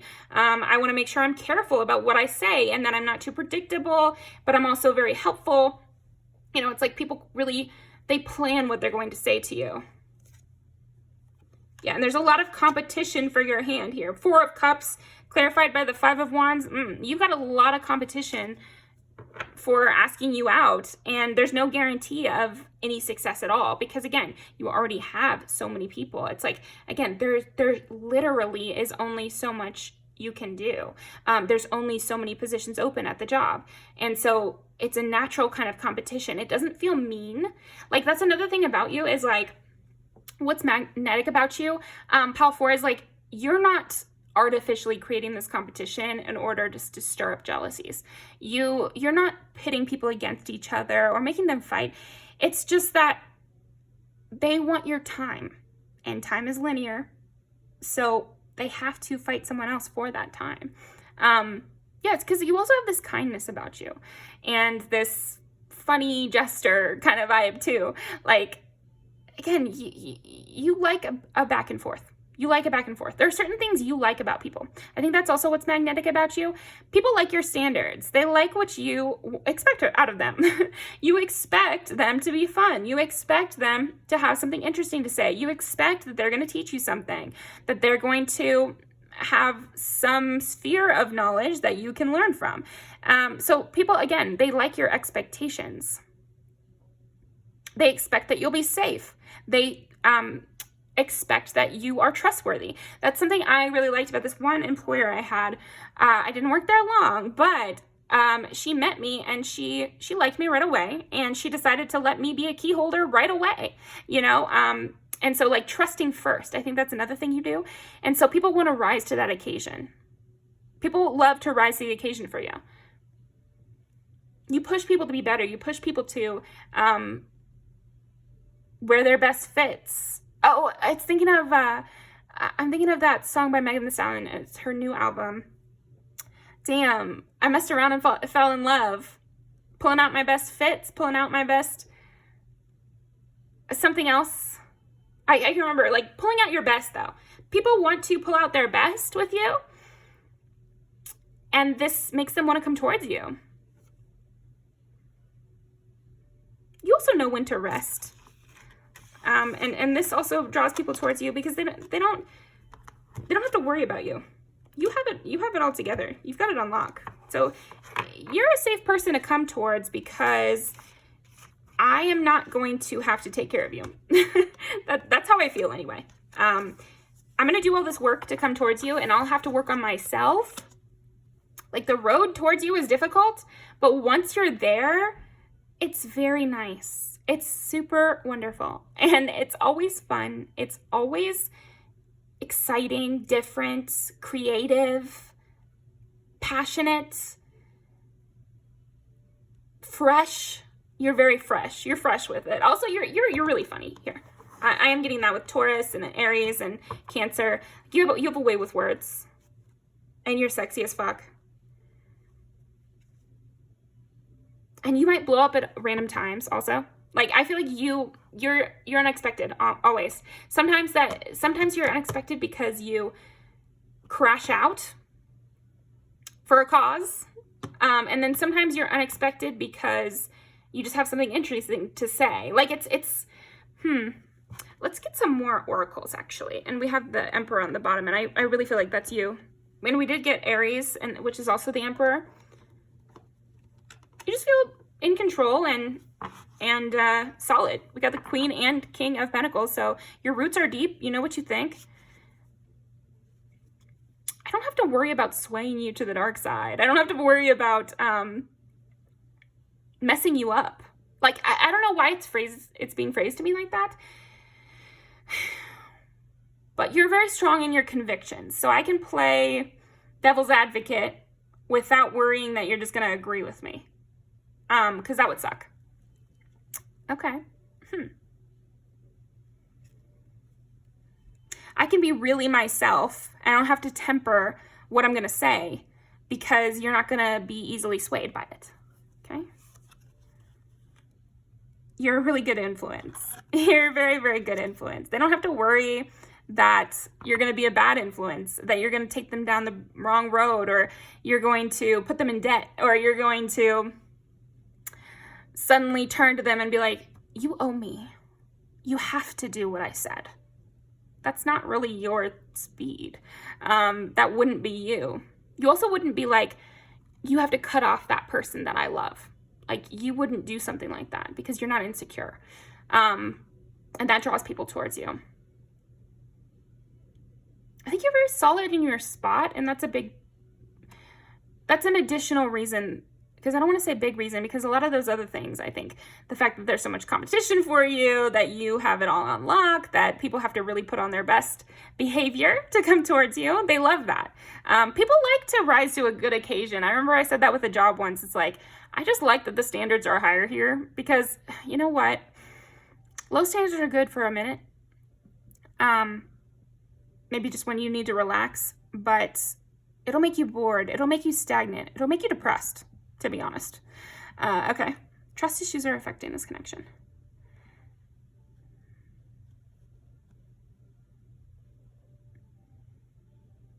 It's funny because I was saying, like, sometimes you trust first, but then you won't let it go too far. They are honest and trustworthy. You are very honest and trustworthy, but I feel like also you're not stupid.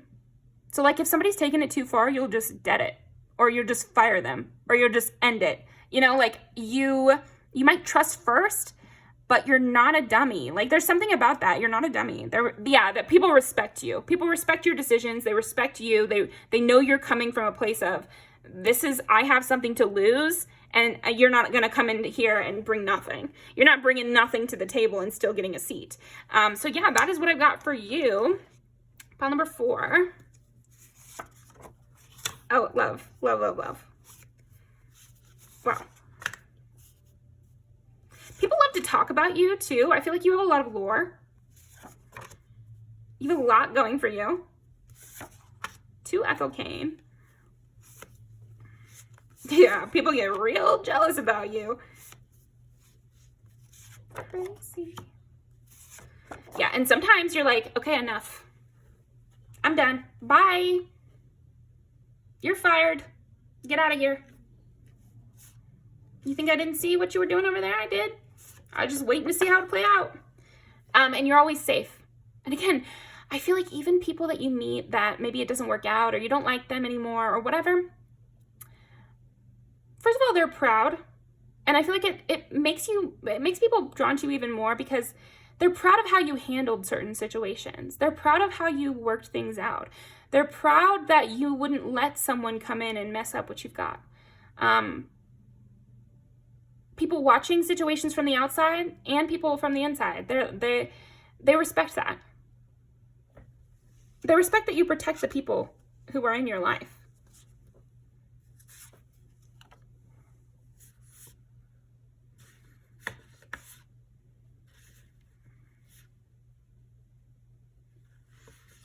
It's almost like you can be kind of a try-hard sometimes too, and people love that.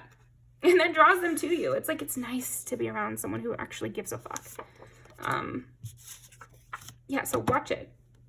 I curved your man 100 times, and this is the thanks I get. Like, that's the kind of vibe, but that shows her integrity. You know, it's kind of a funny situation, right? But it's just an example of, like, you have integrity, and you'll be funny with it, and, you know, a lot of people are calling you up, but you're not going to break those certain lines. They don't love it like you do. And you do love it. And you do want to do the work. And you don't need to be saved. And you don't like the type of people who don't do shit. And you're a hard worker. And some people will do anything for clout, but you're realer than that. So suck it up. And you know what? People love that. You got a lot of Megan Thee Stallion. So yeah, I just feel like you're not fucking playing. How can I love game and demons? How my demons look? You can do it alone. So you really are not in the habit of keeping around someone who's not bringing something to you. And you know how to have like a good...